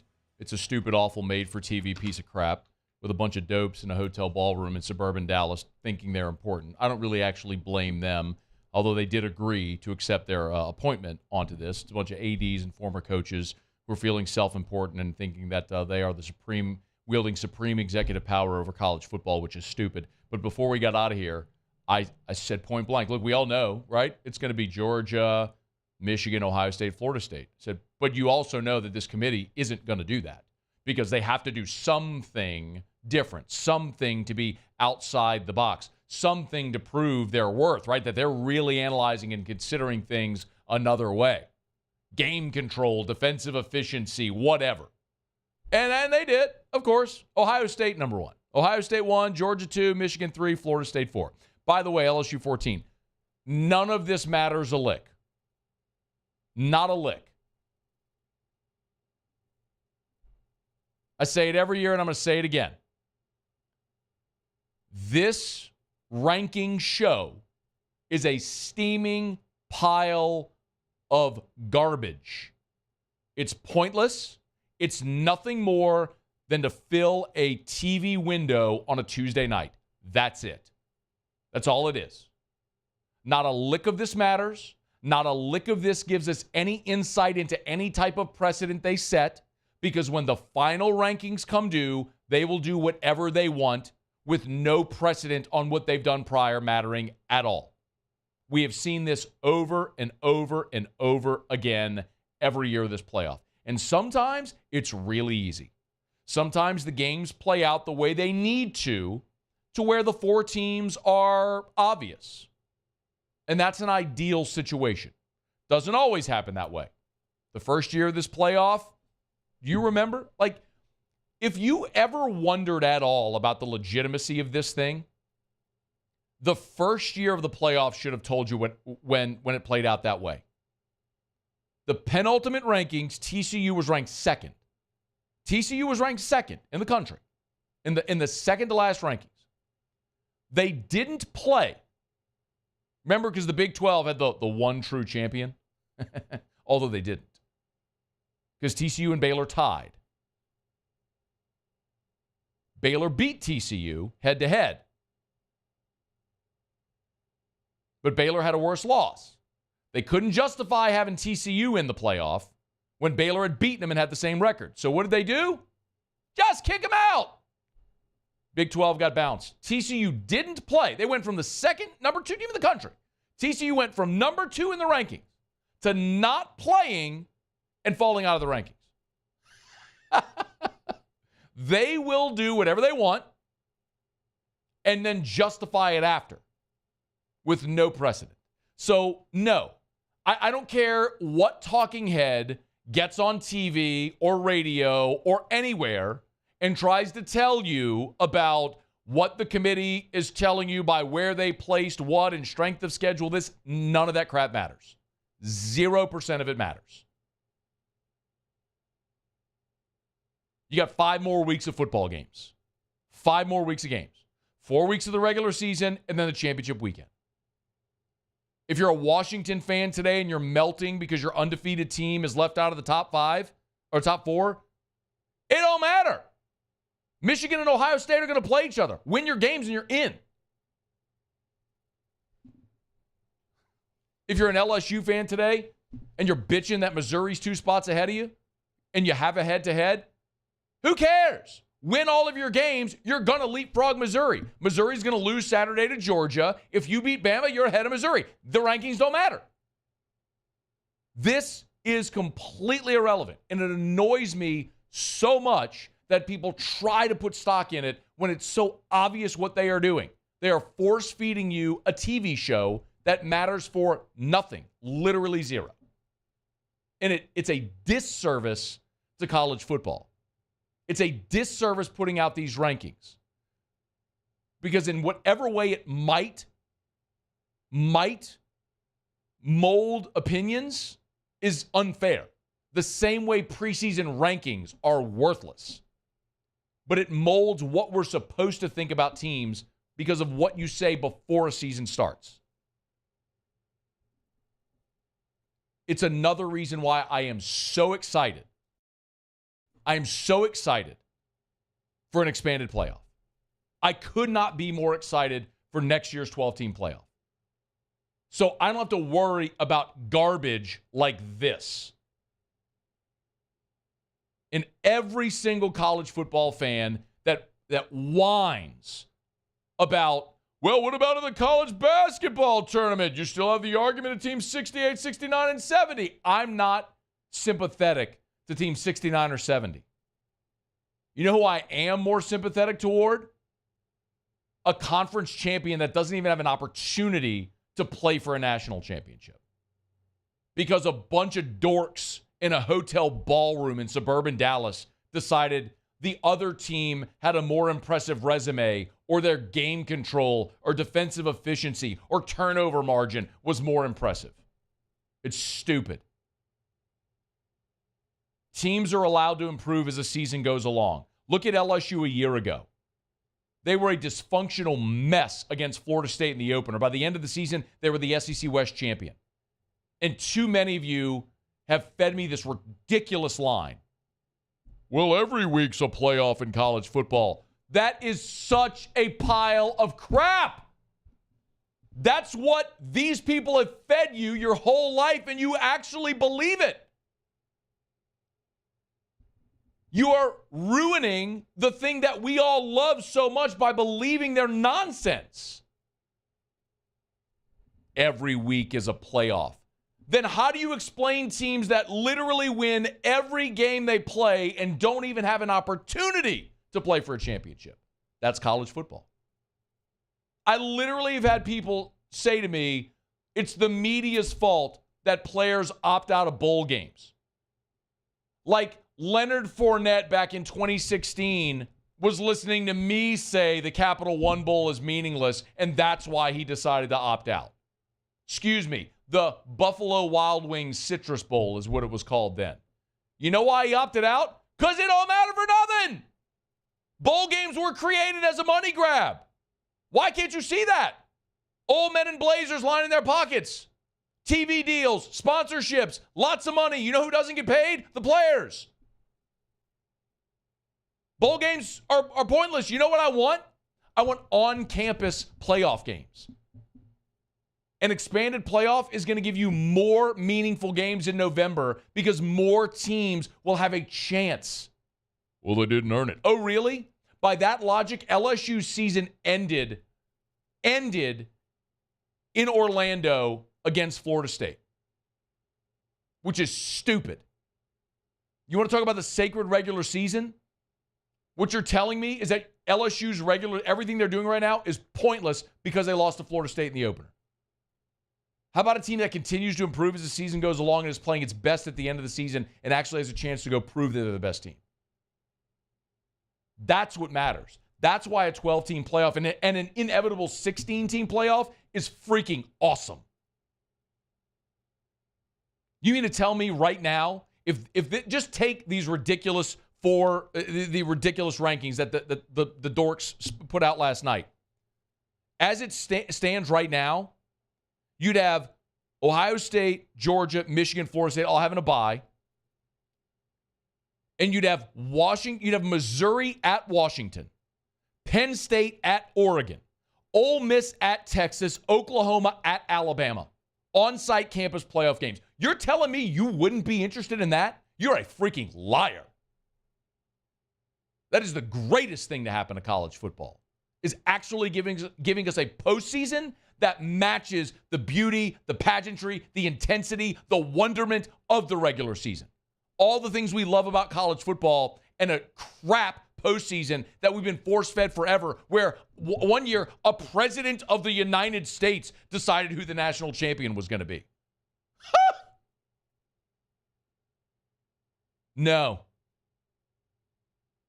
Give me the opportunity to win it on a field instead of what the dweebs in a ballroom think about who deserves the right to play for it.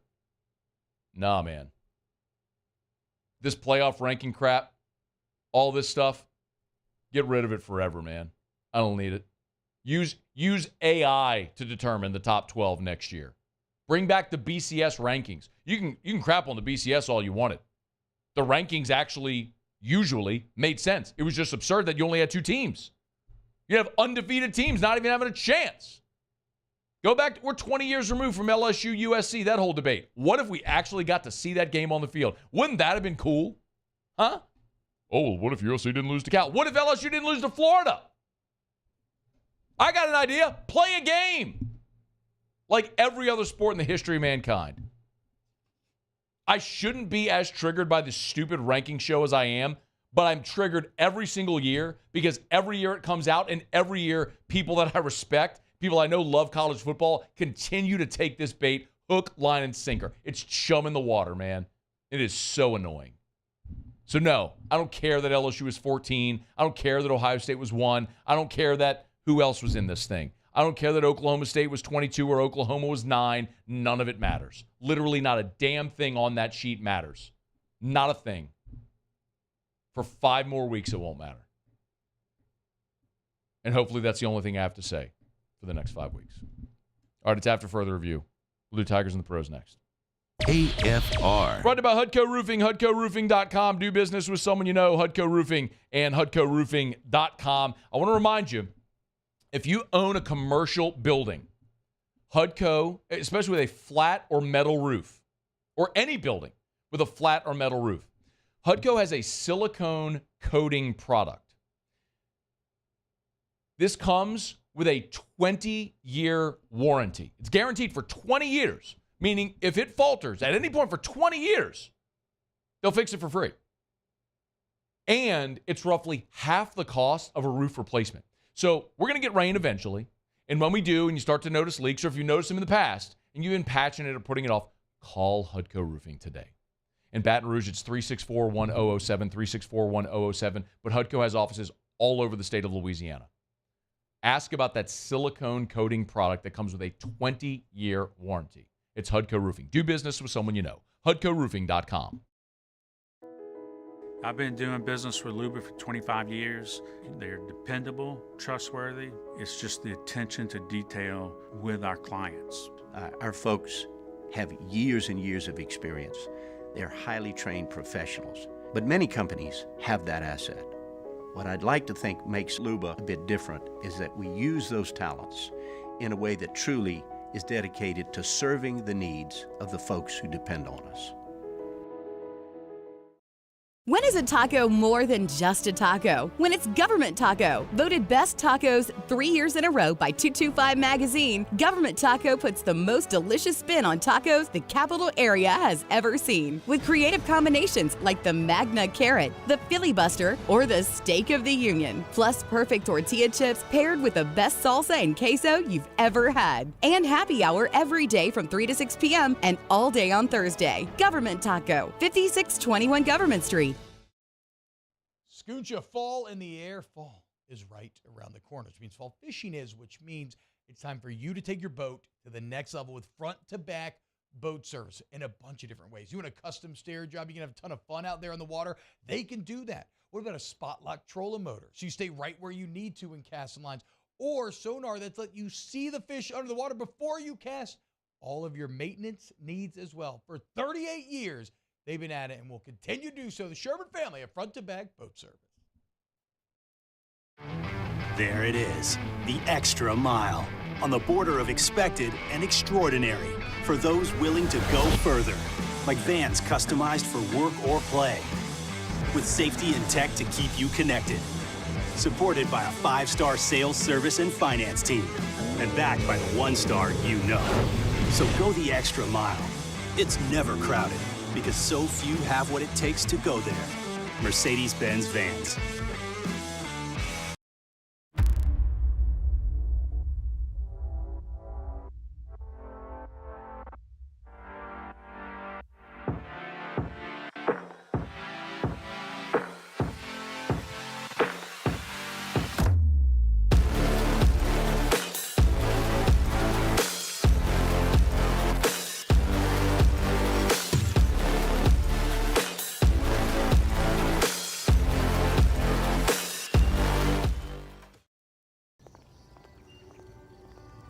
Would a couple that just came from a couples massage have any use for the massage seats of the Infiniti QX60?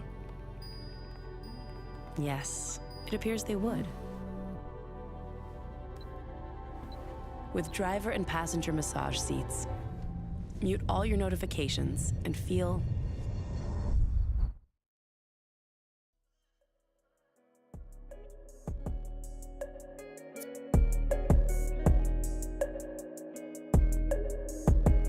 After further review with Matt Moscona, presented by Pluckers Wing Bar, open till midnight or later every night of the week, where every Monday is all-you-can-eat wings. Pluckers Wing Bar. If you don't like our wings, we'll give you the bird. All right, wrapping up hour number 2, Muso, Tigers in the Pros. Tigers in the Pros. They still bleed purple and gold. They're just really rich now. Presented by Lee Michaels Fine Jewelry. Lee Michaels Fine Jewelry, where Baton Rouge gets engaged. Jody gets an honor, AFC Offensive Player of the Week. That comes after the third straight win for the Cincinnati Bengals, now 4-3. Burrow against the Niners, 283 yards through the air, 3 touchdowns, no interceptions, would also add 43 yards on the ground in that one. Again, 4-3 on the year, the Bengals. So tonight, the Brooklyn Nets are going to face the Miami Heat. Cam Thomas is going for 4 straight games to open his season of 30 points or more. He's averaging 33 points right now. That is good enough for third in the NBA. If he gets 30 points straight tonight, he will record his 10th 30-point game in his career already with the Nets at age 23 or younger. That would put him in the same company as Bernard King, Stephon Marbury, D'Angelo Russell, and Brook Lopez. So going for a bit of history tonight is Starberry. Starberry. I thought you said strawberry. No, I'm no, Starberry. What?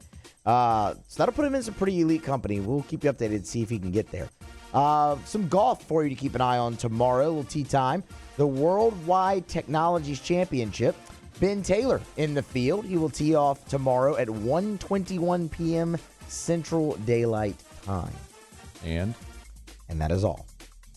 Why do you hate Curtis Thompson? I do not hate Curtis Thompson. So obvious you hate him. I don't. Just acknowledge it. Every time he's doing something, I mention him.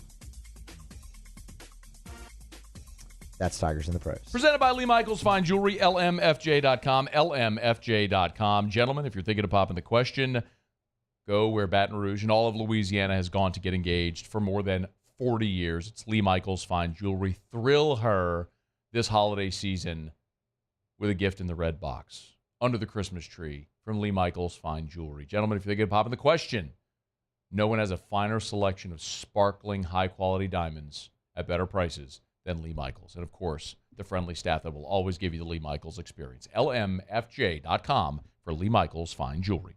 All right, it's after further review. Glad to have you aboard. Russ Mitchell in 20 minutes. We will spend one full segment with Russ talking LSU-Bama, and then we'll talk the rest of the SEC. Russ is texting me right now, and he's like, hey, Kentucky needs a win to be bowl eligible. I'm like, I don't care.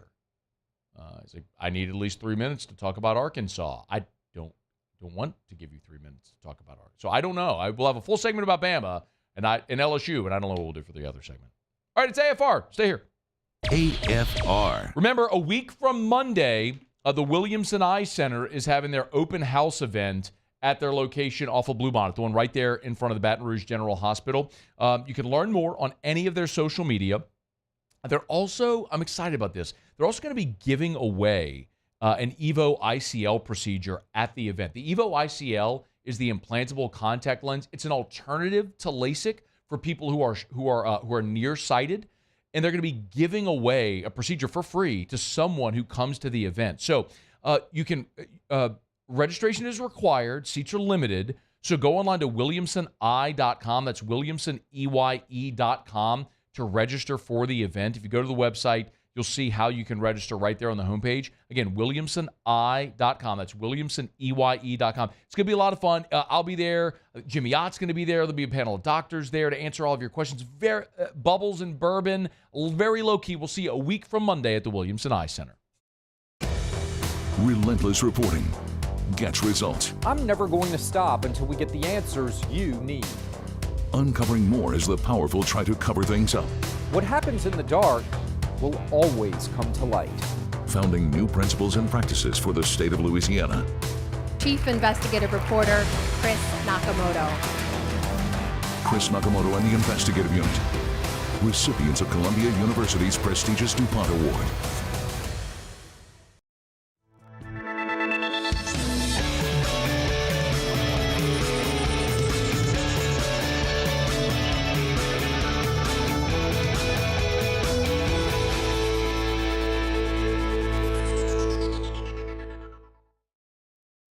The Windsor Senior Living Community in Mandeville, Louisiana is a beautiful, vibrant apartment community geared towards seniors.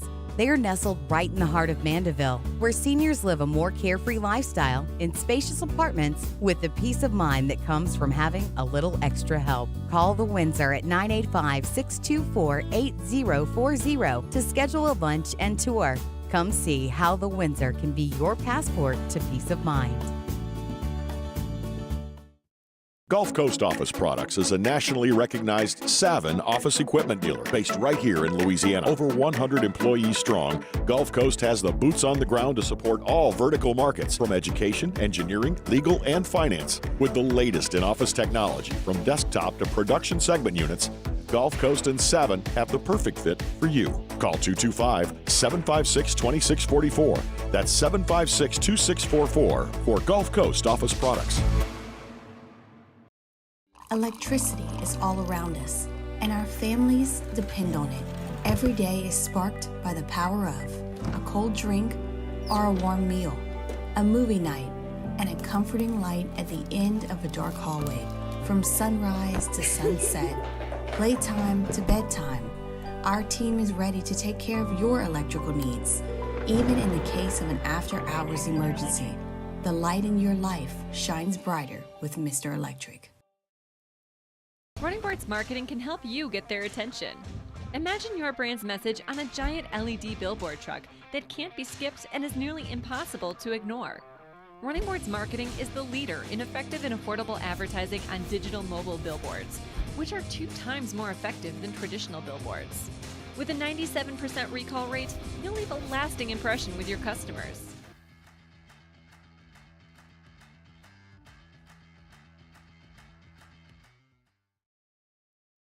At Relief Windows, we're more than windows. We're windows, doors, hardy plank, and vinyl siding. But our #1 product is always customer satisfaction. Visit us online at reliefwindows.com.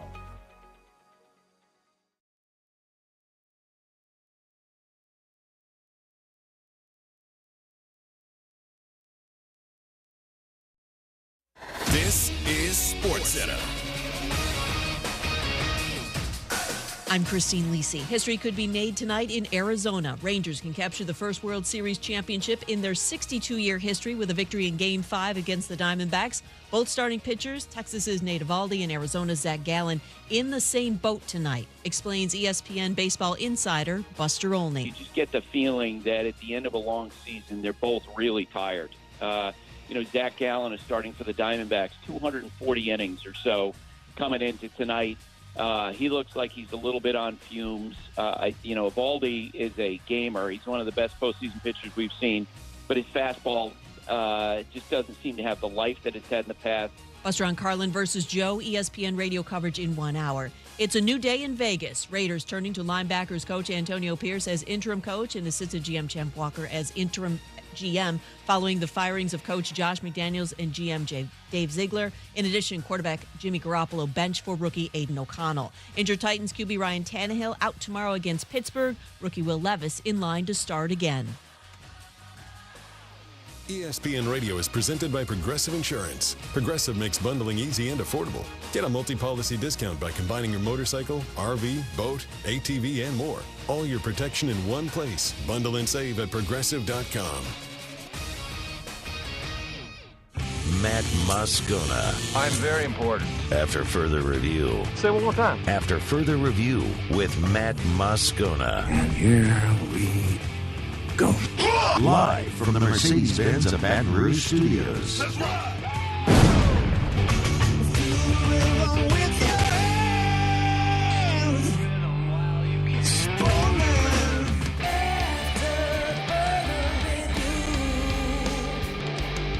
Hour 3, off we go. Welcome aboard. Glad you're with us. It's AFR presented by Pluckers. I'm Matt.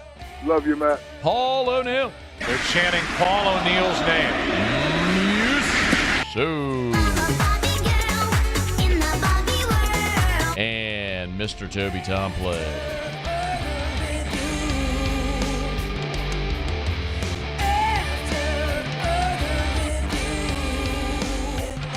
All right, we're here. Glad you are as well. 5 o'clock, quitting time. Glad you're driving home with us. And oh, by the way, it's hump day.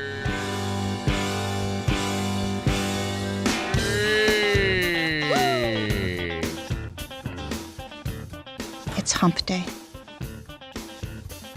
Hey, Muse. Mike. What day is it, Mike? Yo. Just because I have ranted about the college football playoff, you're not getting off the hook.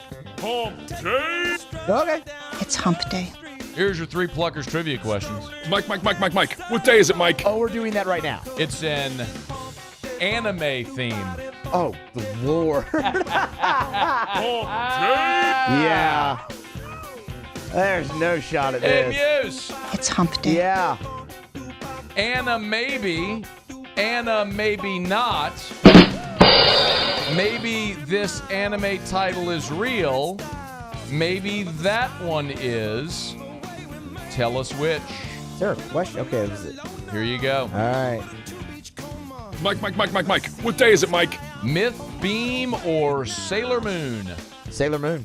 Did you know that? I did know that. Oh my God! You nerd! I knew that, yeah. You anime nerd! That one I knew. One Piece? How about that? Or Peach Energy? Oh, wait, those are 2 more? Yeah. Or at least one of them? This is the whole round. Oh. Yeah, that one I don't know. How about one piece? Oh, I got two in a row! What an upset! We got an upset, Bruins! Oh, Lord. All right.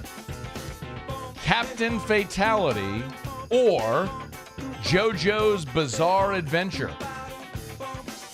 I'll go with JoJo's Bizarre Adventure. Let's go! It's the greatest upset since the Miracle on Ice! Do you believe in miracles? I do. It's Buster Douglas over Mike Tyson! It's Stanford as a 40-point underdog upsetting USC! It's the New York Giants beating the 18 and no! New England Patriots! App State? Michigan? That wasn't that big of a deal. Michigan went 9-3. They weren't. Fifth in the country. It doesn't matter. They went 9-3, and that's preseason rankings. You want me to yell about that again? No. They went 9-3. They lost the bowl game. No, they beat Florida in the bowl game. They beat Tim Tebow's Heisman team. Yes, they did. You killed my mojo, you jerk. It's the greatest upset ever. Muso is a giant anime nerd. Apparently. Paulie, make the graphic. Make the graphic. Muso is an anime nerd. On it. Muso goes to anime conferences. That's not true. Be sure to tell that to the Aqua date that you get there, Muse. Unbelievable. I guess it's helpful that you did have a 50-50 proposition on all three of them. Yeah, really. But still, that's like going 3-0 in the coin toss before a football game. That's true. I mean, you're bound to lose them eventually. Multiple choice kind of thing. Incredible. I mean, that wasn't multiple choice. Kinda. More 50-50. Yeah, but I mean, it was which one is real and which one isn't. Yeah. Man. Wow. I knew one. Guessed at the other two. 3-0 on anime trivia. Paulie, learn something about Muse here. Big anime nerd over there. How about that? Something. Okay. On to things that actually matter in life. Russ Mitchell will be here in 10 minutes. Brian Kelly and Nick Saban were both on the SEC coaches teleconference today. They're previewing the game and all that stuff. And somebody on the teleconference, and this happens often, if you can tell if there's like a writer who is doing a story on a certain topic, they'll go on the teleconference and ask the same question to every coach to try to get a quote from everybody and then decipher what's worth using. So sometimes it's really weird. It could be like LSU-Bama week, and someone will say, Coach Kelly, what do you think about padding inside of helmets? And then, but if you're listening to the teleconference, you'll get that question to all the coaches. Anyway, Brian Kelly and Nick Saban were both asked about the future of this rivalry. Of course, the game is going to be played next year, but next year's schedule is a one-year sort of stopgap for the SEC before they agree to a permanent scheduling format for the 16-team league. So LSU and Bama will play in 2024, but the future of this rivalry as an every-year game is still to be determined. So Nick and Brian Kelly were both asked, do you want to see the LSU-Alabama game continue every year? Nick Saban first. Here's what Nick had to say when he was asked that question. You know, this is a great game that has tremendous fan interest, and it's been a great game for however long I've been here. You know, they got a great atmosphere at their stadium. We got a great atmosphere at our stadium. I think, you know, both fan bases look forward to the game, and I think as many of these, you know, types of fan interest, rivalry games, whatever you want to call them, that we can, you know, sort of keep over time is beneficial to the conference and, you know, beneficial to, you know, the players who play the game. They've played 87 times. Alabama's dominated the series, 55, 27, and 5 overall. So it is, but it's a game that in the last 15 years has been the marquee game of college football. I guess really if you go back to 2007 when Nick Saban got to Alabama, since 2000, including 07, LSU has won just 5 times. They won 07, of course, 10 and 11, 2019 with Burrow, and then last year. But the 8-game winning streak in the middle for Alabama was really what punctuated this and had it sort of lose some of its luster. But LSU winning 2 of the last 4 has us feeling like this is more competitive again, and maybe the Alabama stranglehold on the SEC is loosening a bit. Brian Kelly asked the same question about the future of the LSU-Alabama rivalry. I think that we're going to have a say in what that scheduling looks like in terms of Alabama against LSU. I think that Commissioner Sankey has given us the opportunity to talk about the teams or teams that we want to keep on our schedule. And each school, I think, has those natural rivalries. And certainly, in talking to Scott Woodward, our AD, he and I both would be in agreement that LSU-Alabama is a game that we would like to see played every year. Okay. Nick wasn't that direct with the answer.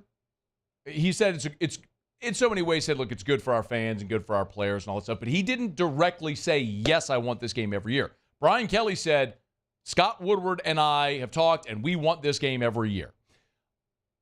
Nick Saban's reasoning for not being so direct is pretty obvious. We don't have a permanent scheduling format yet, and under what had been proposed, remember, we talked about this. Under what had been proposed was the possibility of 3 permanents in a 9-team schedule would be 3 permanent opponents, and then the rest of the league, you'd rotate the rest of the league year to year, home and away. And so in a 4-year period, you would play every team in the league home and away. And if we're being very honest, that is the most equitable solution here to make everyone happy. You would keep the noted rivalry games that people want, and you would still get every team in the league playing everybody home and away over a 4-year period. The reason Nick Saban has not been on board with that is because when these were sort of being diagrammed, the way they were trying to determine the permanence was they basically looked at the last decade in the conference and drew a line, the top half and the bottom half. And essentially the top half would have 2 games against the top and 1 game against the bottom. The bottom half would have 2 games against the bottom and 1 game against the top. Here's the problem. Alabama's going to play Auburn. 2 top half teams. Tennessee is a bottom half team. Has been for a decade. So if you give LSU and Alabama, if you keep LSU Alabama, then Alabama's 3 permanents would be Auburn, LSU, and Tennessee. And Tennessee ain't in the bottom half of the league anymore. They were for a long time. They're not right now. Josh Heupel has elevated them. So while mathematically looking at the sample size of the last decade, they'd be in the bottom half, they're better than that now. And so Nick's going, you mean to tell me my 3 permanents are going to be Auburn, Tennessee, and LSU? No thanks. Now, if we get into a scenario where there can be expansion on that creates a more equitable schedule for everybody, Nick may go. But Nick's always been the guy who said he favors only playing Power 5 games. He favors an expanded conference schedule, and I'm with him on that. But in his mind, it's still got to be equitable. Everybody's got to be playing the same thing, and that would be inequitable.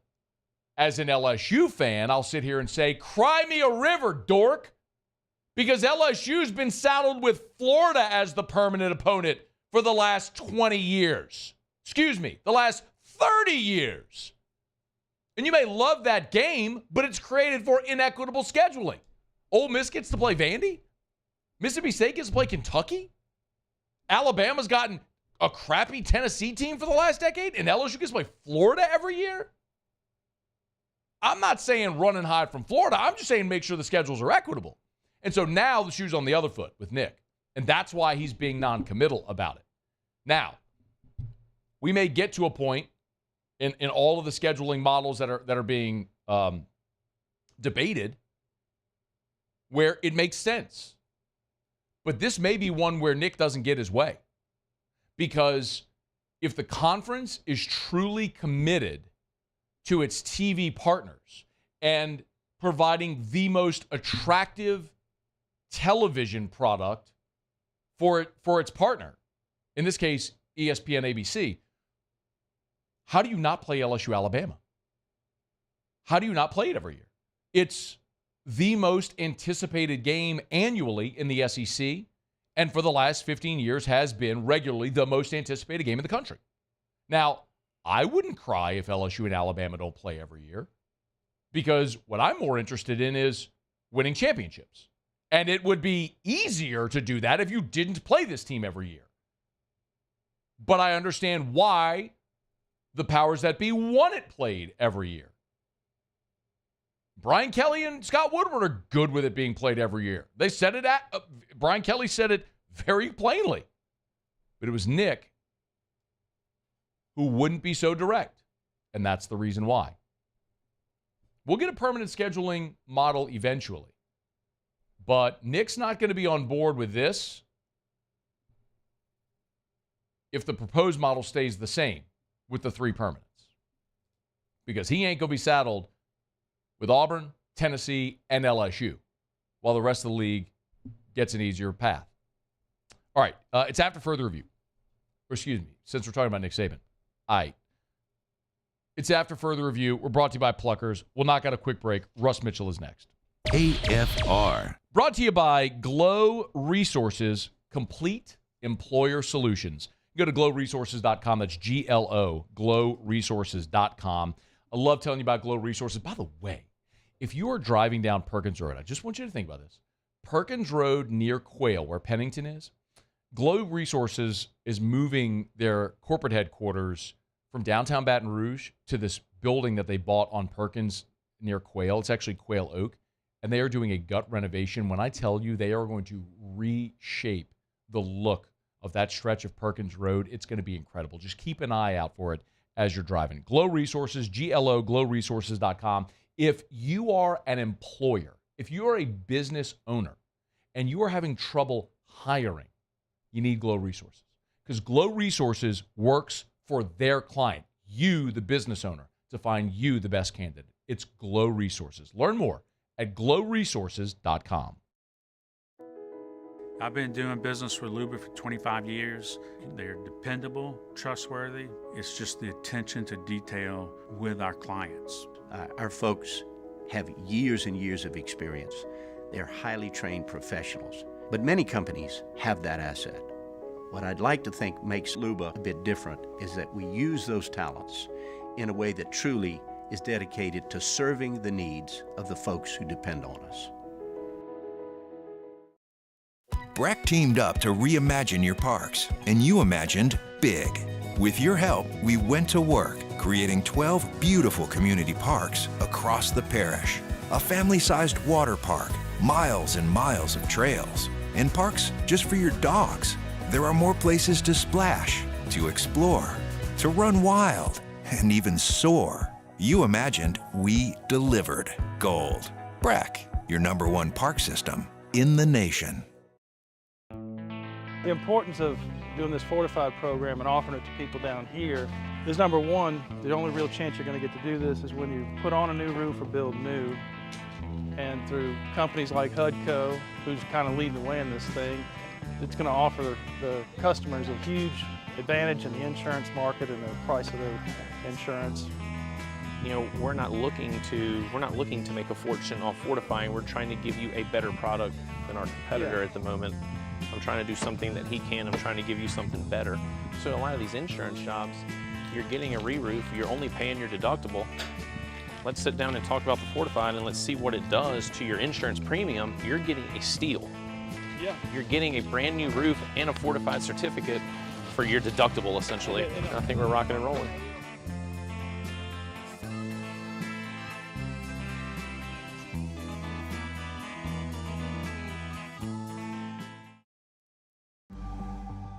The interior of an Infiniti is thoughtfully designed to be all about you. And by you, we mean every version of you. Because there's luxury you can feel, and there's luxury that lets you feel. Infinitely you. Experience luxury like never before with Infiniti Premium Care, included with the 2023 QX80 at your local retailer. Dylan Cruz here to tell you about Six Rings Baseball and Softball Camp. If you live on the North Shore and play ball, go to Six Rings Camps with former LSU assistant coach Dan Canaveri. His knowledge is second to none, and your child will improve and have fun doing it. Camps were held at Coquille Park and Six Rings Academy in Covington with 4 sessions over the summer. Full day and morning only sessions are available from ages 7 to 13. Go to sixringsbaseball.com or call 985-206.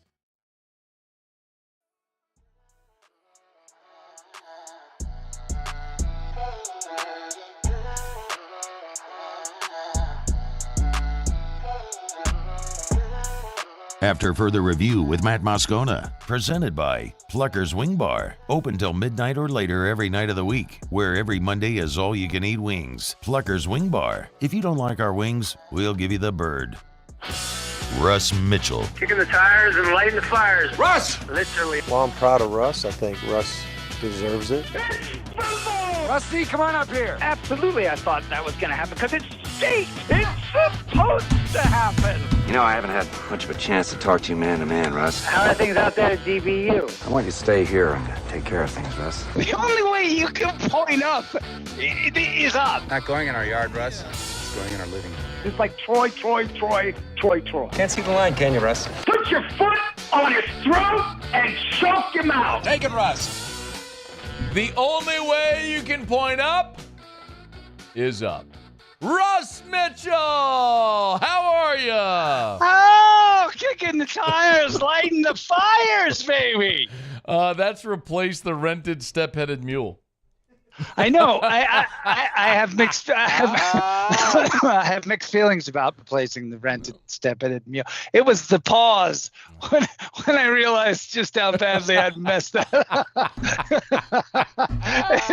it's the rented step-headed mule. Oh yeah. Man. Okay. Are we starting with sort of LSU-Bama? Sort of like Kentucky football, how badly they've messed up. I don't want to talk about Kentucky. That's not interesting about them. Do you want to start with let's save LSU Alabama for the second segment? Okay. Let's jam here. I don't want to waste time then. All right. I am fascinated by Texas A&M Ole Miss because if A&M loses, they're guaranteed a 4-loss season. If Ole Miss loses, they are not the contender they fancy themselves to be. So give me your thought on Aggies Rebs. You know, I mean, if you look at this Texas A&M team, it's not like every time they go up against an offense with a pulse, just a pulse, everyone wants to talk about their defense. They want to say, oh, look, they're a wall against the run. The pass defense leads the SEC. It's number 1 in the nation in sacks and tackles for loss. All of that's true. They've definitely improved defensively.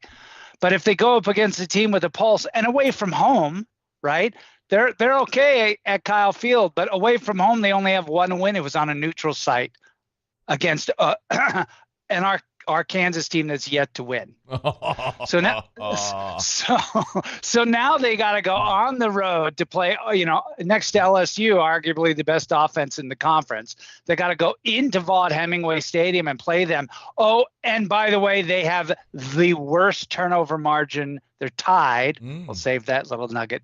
Tied for worst turnover margin in the SEC. Okay. Can't make any mistakes, and I see them making mistakes. They just don't have an offense to play and keep up with Ole Miss. I like Ole Miss in this game. Man, that would set up a massive game in Athens next week if Ole Miss doesn't throw up on itself at home against the Aggies.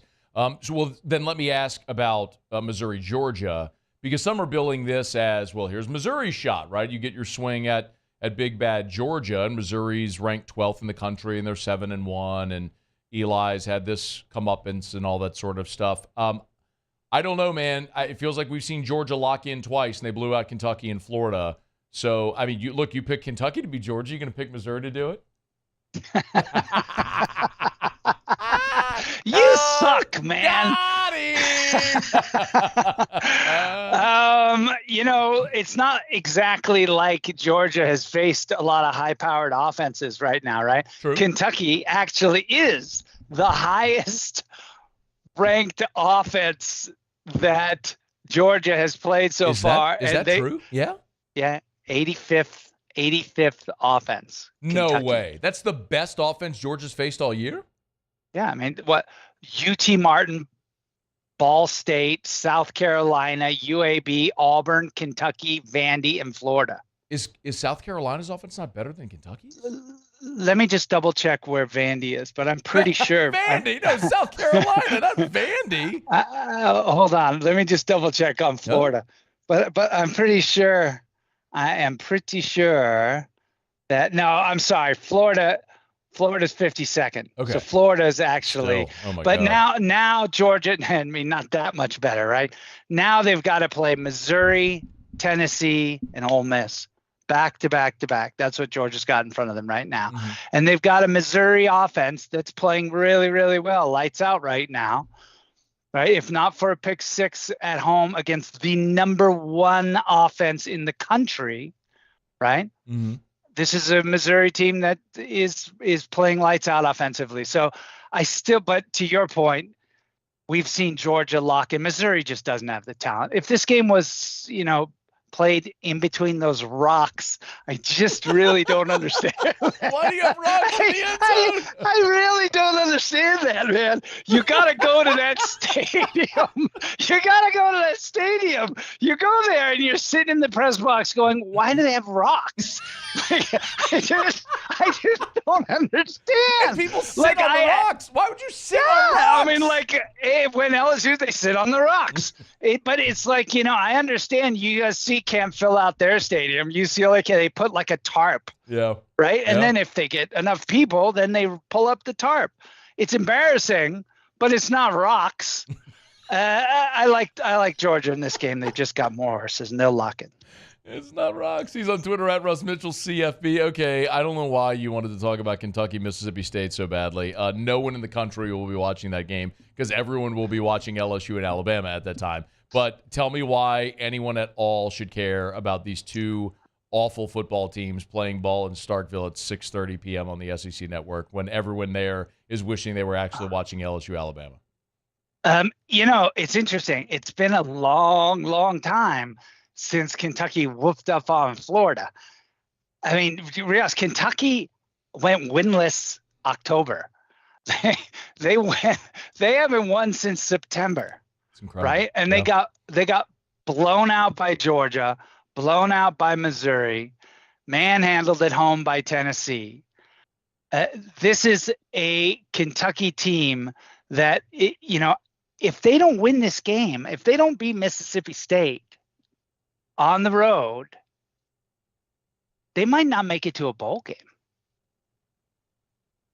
Because if you look at the schedule for Kentucky, they've got after this weekend, they've got Alabama, at South Carolina, and at Louisville. Yeah, wow.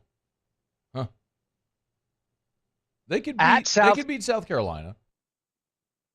Not saying they will. At South Carolina. I'm not saying that either. At South Carolina, at Louisville. Yeah. If State can run the ball and if they can just be a little bit balanced offensively, and at home, maybe they can. Maybe they were embarrassed last weekend in the Auburn loss. I'm still picking Kentucky in this game. But I just want to point out that if Kentucky doesn't win this game, there's a decent chance Alabama on the road, Carolina on the road, Louisville to finish. Okay. There's a chance if they don't win this game, they finished the year 5-7 after that, after that blowout win over Florida on September 30th. That would be very, very disappointing to finish with 7 straight losses. All right. Another one that you were just aching to talk about. You said you needed 3 minutes to talk about Florida and Arkansas. I can't imagine why, but I hope you don't take a full 3 minutes. We're doing so good on time, so we actually leave time to talk about the game everybody wants to talk about, but the floor is yours. Why should I care about Arkansas going to Florida? All right. This is going to be a good game. No. I mean, if you just want to watch a good game, this, I think, sets up. It's all about matchups, and I think this sets up to be a good game. Lost in Arkansas struggles. I think we've talked about it a little, but 6 of the 7 losses have been by 1 score, including the LSU one in Baton Rouge. The outlier was that A&M game in Jerry's World, and they always seem to struggle in that one. But 6 of the 7 losses, Arkansas has been by 1 score. The run defense has held up.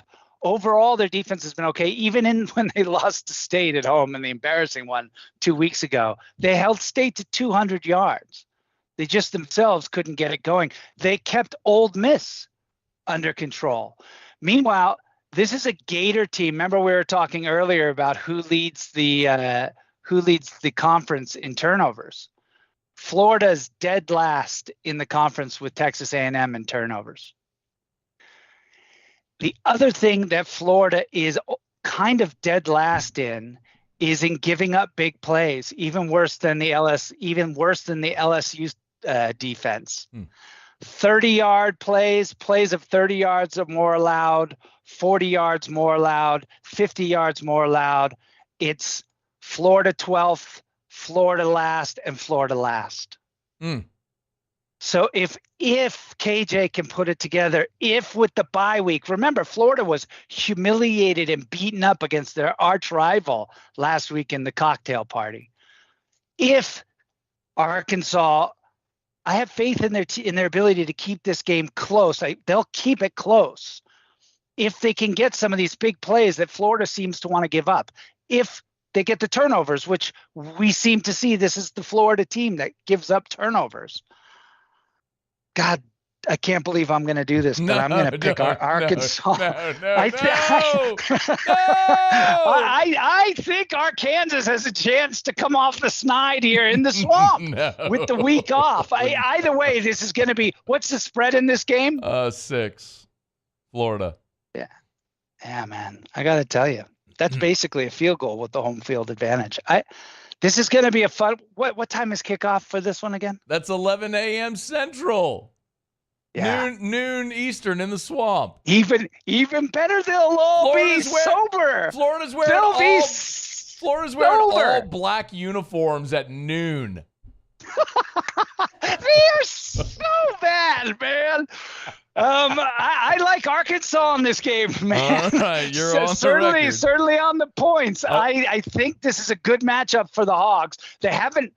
I mean, they kind of quit a little bit in that 7-3 game against State, but I like the Hogs in this matchup. I will give you credit for this much. You actually made a compelling argument why anybody should care about that awful football game that's going to happen in Gainesville at noon Eastern on Saturday. All right, we got a break. We'll talk LSU-Bama with Russ next.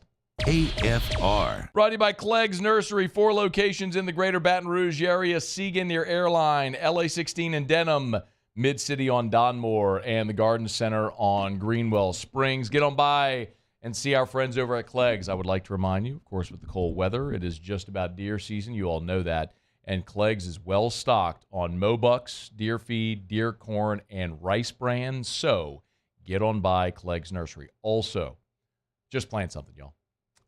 You might think, well, the weather's cold. This is actually the perfect time of year to plant a tree, to replenish shrubs, add a new bed in the backyard. The time to do it is now. November is the best time of year to plant trees and shrubs, and they are fully stocked at Clegg's Nursery. So if you've been thinking about it, this is the time to do it, and Clegg's has the best selection. I tell you, support a great local business that supported our community for 60 years. Buy local, shop local, Clegg's Nursery. There it is, the extra mile, on the border of expected and extraordinary for those willing to go further. Like vans customized for work or play, with safety and tech to keep you connected. Supported by a 5-star sales, service, and finance team, and backed by the 1-star you know. So go the extra mile. It's never crowded, because so few have what it takes to go there. Mercedes-Benz Vans.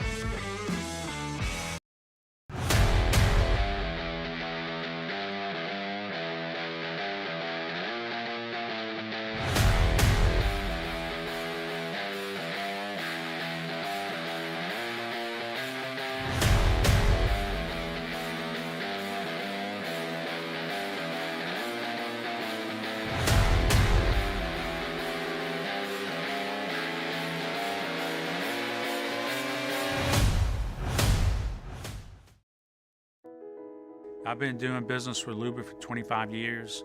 They're dependable, trustworthy. It's just the attention to detail with our clients. Our folks have years and years of experience. They're highly trained professionals. But many companies have that asset. What I'd like to think makes Luba a bit different is that we use those talents in a way that truly is dedicated to serving the needs of the folks who depend on us. Scoocha, fall in the air. Fall is right around the corner, which means fall fishing is, which means it's time for you to take your boat to the next level with front-to-back boat service in a bunch of different ways. You want a custom stair job, you can have a ton of fun out there on the water. They can do that. What about a spot lock trolling motor? So you stay right where you need to in casting lines. Or sonar that's let you see the fish under the water before you cast. All of your maintenance needs as well. For 38 years, they've been at it and will continue to do so. The Sherman family of front-to-back boat service. Would a couple that just came from a couples massage have any use for the massage seats of the Infiniti QX60? Yes, it appears they would. With driver and passenger massage seats, mute all your notifications and feel infinitely you.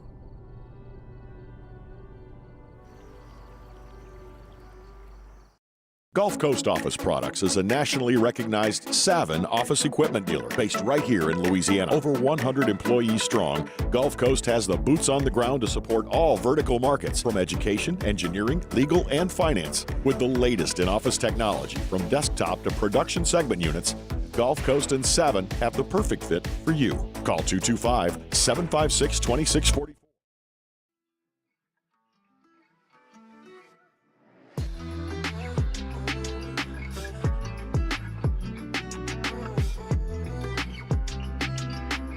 After further review with Matt Moscona, presented by Pluckers Wing Bar, open till midnight or later every night of the week, where every Monday is all-you-can-eat wings. Pluckers Wing Bar. If you don't like our wings, we'll give you the bird. All right, cruising along with Russ Mitchell. Preview LSU-Bama in just a sec. As always, brought to you by DraftKings, official sports betting partner of the NBA. Right now, download the DraftKings Sportsbook app. New customers make a $5 bet on the NBA. They'll give you $200 in bonus bets instantly. It's so easy. If you want to get started, look, got a great weekend ahead of college football. Of course, the NFL is in full swing. The NBA season's tipped off.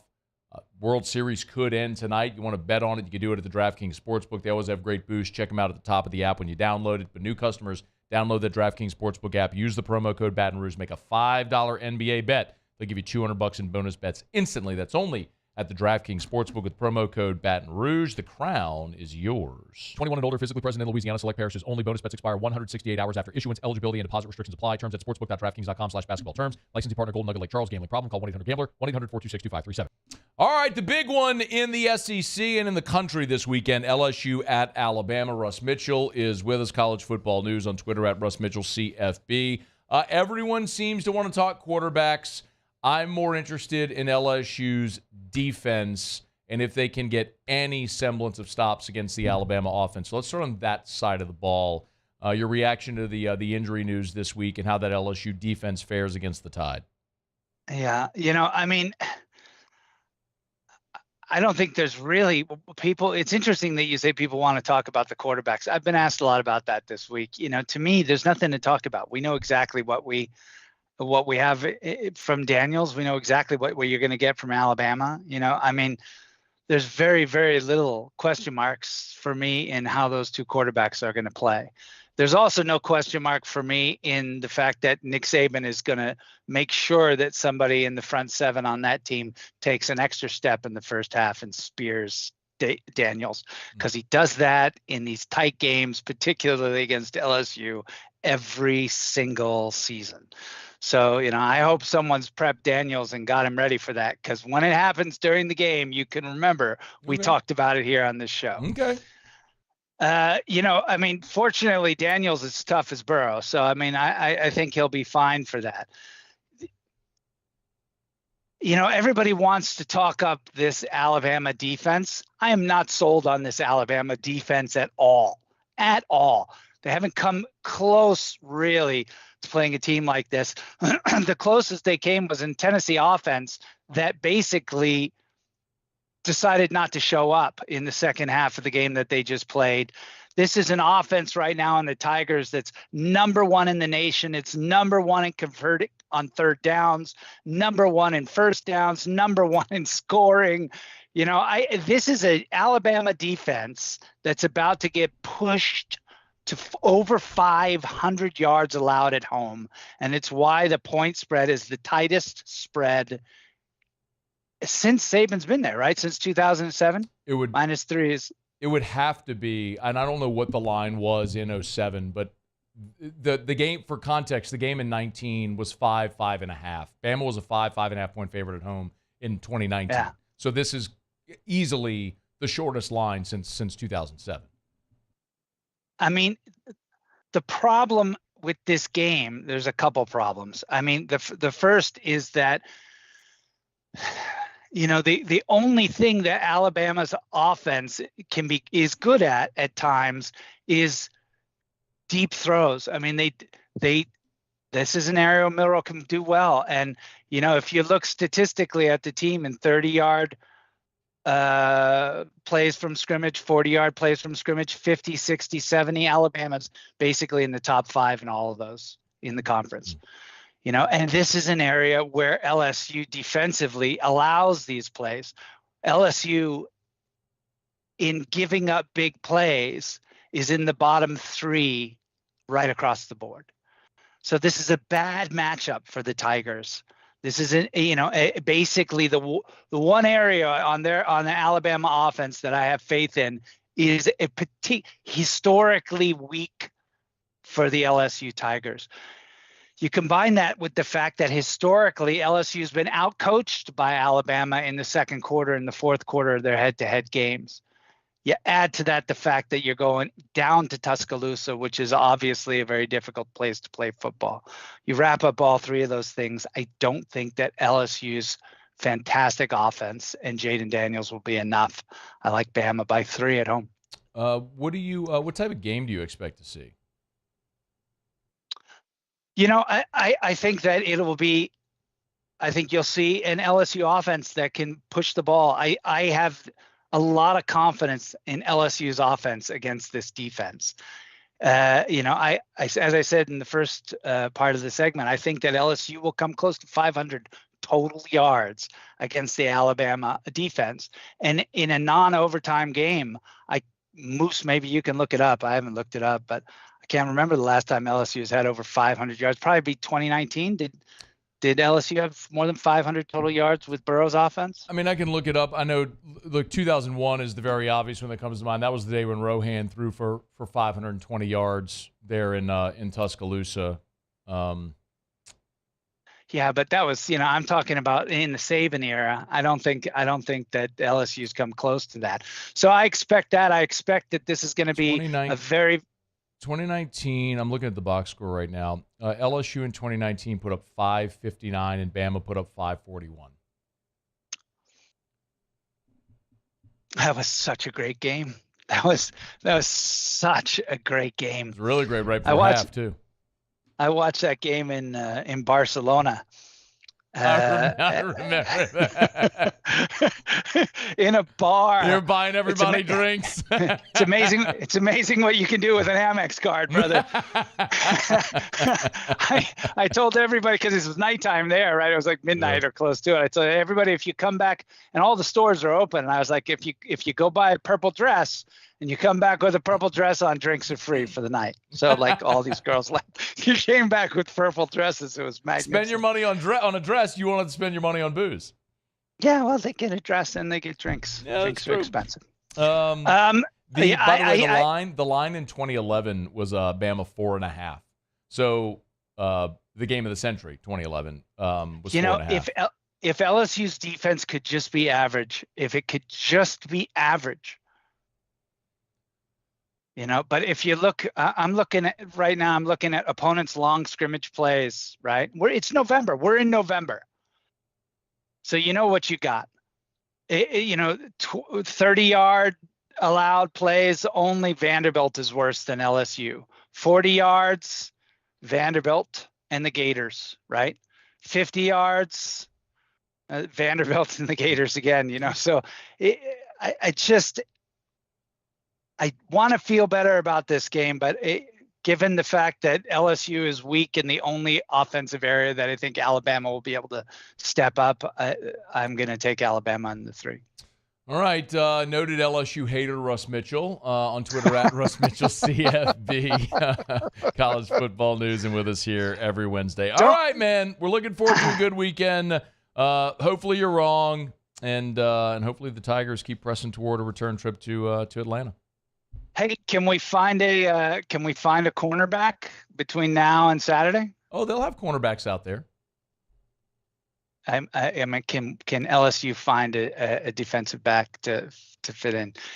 Yeah, I this is so disappointing because I feel like, this is such a great offense, and such an amazing opportunity to beat Alabama, and I just don't see it happening with this defense. The offense is good enough to win a national championship. No one's going to dispute that. Oh my God! They've just got to be good enough on defense, and they largely haven't been this year. But we'll see. Go play their best game on Saturday. That'd be awesome if they did. All right, Russ Mitchell, college football news on Twitter at Russ Mitchell CFB. Y'all give him a follow. Thanks, man. Noted LSU hater. Talk to you later. Let's see. It's after further review. Brought to you by Pure Restoration. Visit them online at pure-restoration.com. Mold Zero, who I've told you about for months and months and months and months. Mold Zero is now Pure Restoration. Same company, same patented non-toxic dry fog, same great people. Mold Zero is now Pure Restoration. New name with an expanded menu of services. As general contractors, they can also handle demolition and build back when necessary. Mold, water intrusion, storm damage, you got a busted pipe, flood waters, hail, whatever it may be. Pure Restoration can help you. Pure-restoration.com. They've sanitized hospitals, universities, schools, gyms, police departments, city halls, restaurants. They had a 200,000 square foot building. I'm going to say this closely. They had a 200,000 square foot building. They killed the mold and had the building reoccupied in 48 hours. Pure Restoration. Pure-restoration.com. Or just message me and say, hey, Scone, what's the mold thing you always talk about? Pure-restoration.com. Okay, y'all, it's after further review. We'll grab our final break of the show. We'll come back. Jimmy will be here for Otter Locks. Game 5 of the World Series, whatever Jimmy picks, this is our last shot.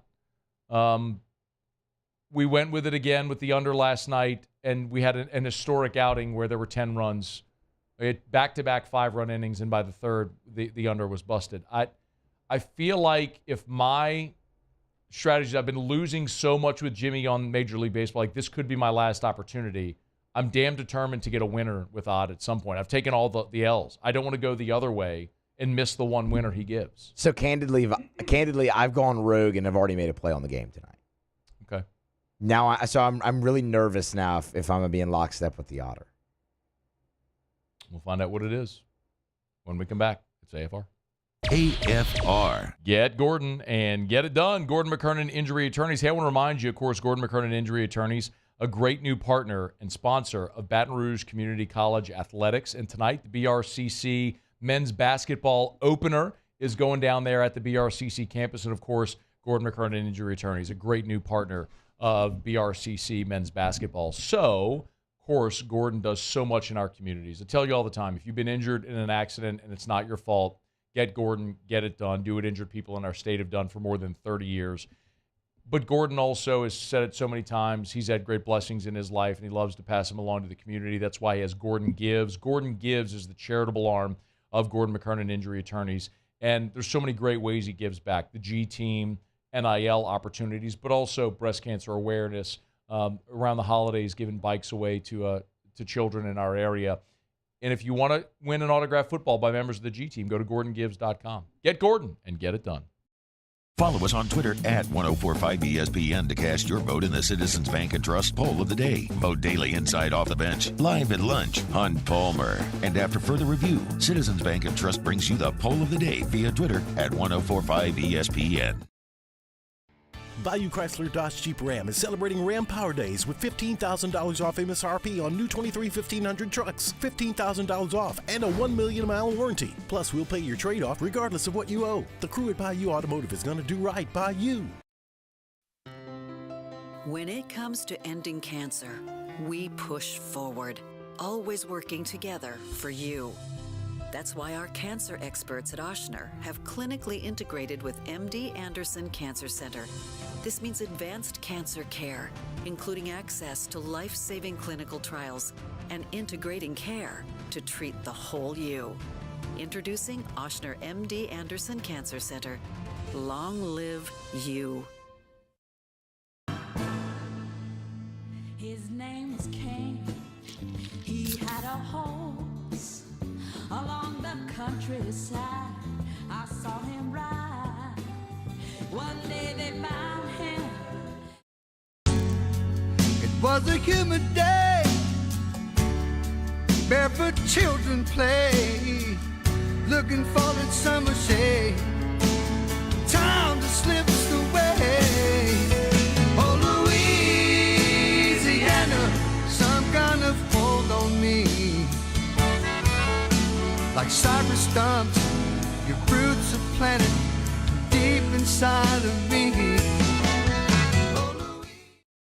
Electricity is all around us, and our families depend on it. Every day is sparked by the power of a cold drink or a warm meal, a movie night, and a comforting light at the end of a dark hallway.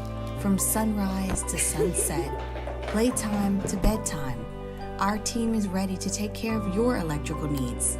Even in the case of an after-hours emergency, the light in your life shines brighter with Mr. Electric. Running Boards Marketing can help you get their attention. Imagine your brand's message on a giant LED billboard truck that can't be skipped and is nearly impossible to ignore. Running Boards Marketing is the leader in effective and affordable advertising on digital mobile billboards, which are 2 times more effective than traditional billboards. With a 97% recall rate, you'll leave a lasting impression with your customers.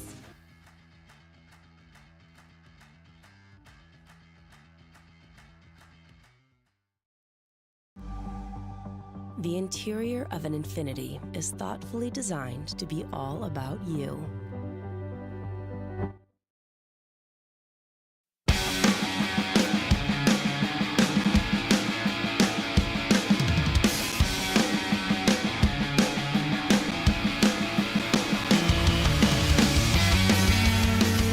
After further review with Matt Moscona, presented by Pluckers Wing Bar, open till midnight or later every night of the week, where every Monday is all-you-can-eat wings. Pluckers Wing Bar. If you don't like our wings, we'll give you the bird. Down the stretch we come. Final segment here on a Hump Day edition of AFR presented by Pluckers. We got one thing left to do. Let's find out what we're betting on tonight. It's time for Otter Locks. Otter Locks, presented by Lofton Staffing Services. At Lofton, we put people to work. Call us today at 924-0200 or go to lofton.jobs. So we turn to the one and only, the incomparable and often incomprehensible, the Ott Father himself.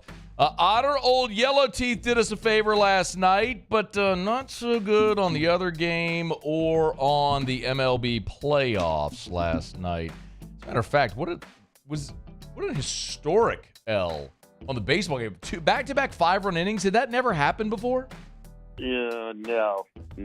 Always 2 outs, too. Otter. But, Yellow Teeth hit the money line, too, now. So we did have that also. Yeah. He was a couple of trick-or-treaters a little bit scared. No, that's just their face, man. So good. So, more Yellow Teeth. Tonight, when we were doing the previews before, nobody got crushed in the transfer portal like Kent State. And Akron has not had their best year this year, but they are so much better than Kent State. their head coach is the offense coordinator at Colorado with Coach Prime, and so they just got lit up pretty good. So Akron, their overall record keeping this number pretty close to 3.5, looking at 4 now at DraftKings. So loving the dip in the 6:30 action game tonight. So I'm sorry, just to be good. So we're laying the 4 with Akron. Correct. Okay. Akron -4. Okay, got it. And taking the favorite in the other game as well, Bowling Green -5. All right, Akron -4, Bowling Green -5. And I think this will be the last night we'll have all 4 major professional leagues playing tonight, because I think the Rangers are going to finish off a perfect 11-0 in the postseason. No. Otter. So, Otter, I refuse to let you ever go to Del Mar again. You were winning baseball at like a 75% clip on Otter Locks last baseball season. You went to Del Mar and you fell off the wagon, and we never got back on track. And then Muso's like, screw it. I'm going rogue. I'm making my bet without Otter tonight. Fine. He's like, let's see if we align. So, Muse, you played the Rangers? I have Evaldi and the Rangers. Let's go, Otter! We're riding, baby! Here we go, We've taken Otter. enough L's. I'm sticking with you to get to that damn win. Let's get it. Gallen's been pretty good this year, but he's at about 250 innings pitched. It's 1 minute remaining. Same in the postseason. So Rangers end it tonight in right. 5 to finish off 11-0. Right, so where the surf meets the turf I'm with you. at Old Del Mar. I'm with you, Otter. Damn it. Let's get it, man. I've taken way too many L's following your baseball picks. I'm due for one. I'll be damned if I'm going to miss the one winner. So I'm riding with you tonight, baby. Let's get it. All right. The Otter likes Akron laying the 4, Bowling Green laying 5, and the Texas Rangers to win their first World Series to get it done out in the desert tonight. All right, Otter, tomorrow, downtown Baton Rouge. Yes, indeed, at Jolie Pearl and Town Square Pizza. Great downtown spot. facing Town Square. Awesome spots. Get on out and see the Otter and Handy tomorrow. Thank you, Otter. Yep, just go down the graded road on Nicholson. You'll find it. We'll see you tomorrow at 3. AFR. Nicholson is so bad right now. We're brought to you by the Aesthetic Medicine and Anti-Aging Clinics of Louisiana. Y'all, tomorrow's the day. Tomorrow is Christmas in November at the Blue Bonnet location of the Aesthetic Medicine and Anti-Aging Clinics of Louisiana. So, tell you about it all the time. Christmas in November, the one day only biggest sale of the year. Every product, every service, the best prices of the year, one day only. They have live music. They have complimentary food and beverages, so beer, wine, champagne. Invite you to come on out. It's totally free. Meet the staff. Enjoy the day over at the Aesthetic Medicine and Anti-Aging Clinics of Louisiana. It'll start at 9 a.m. They'll take a quick break in the middle of the day and come back for the evening, and they'll be open until the last of you leave. So I'll be there after the show tomorrow, but make plans to get by the Aesthetic Medicine and Anti-Aging Clinics of Louisiana tomorrow for Christmas in November.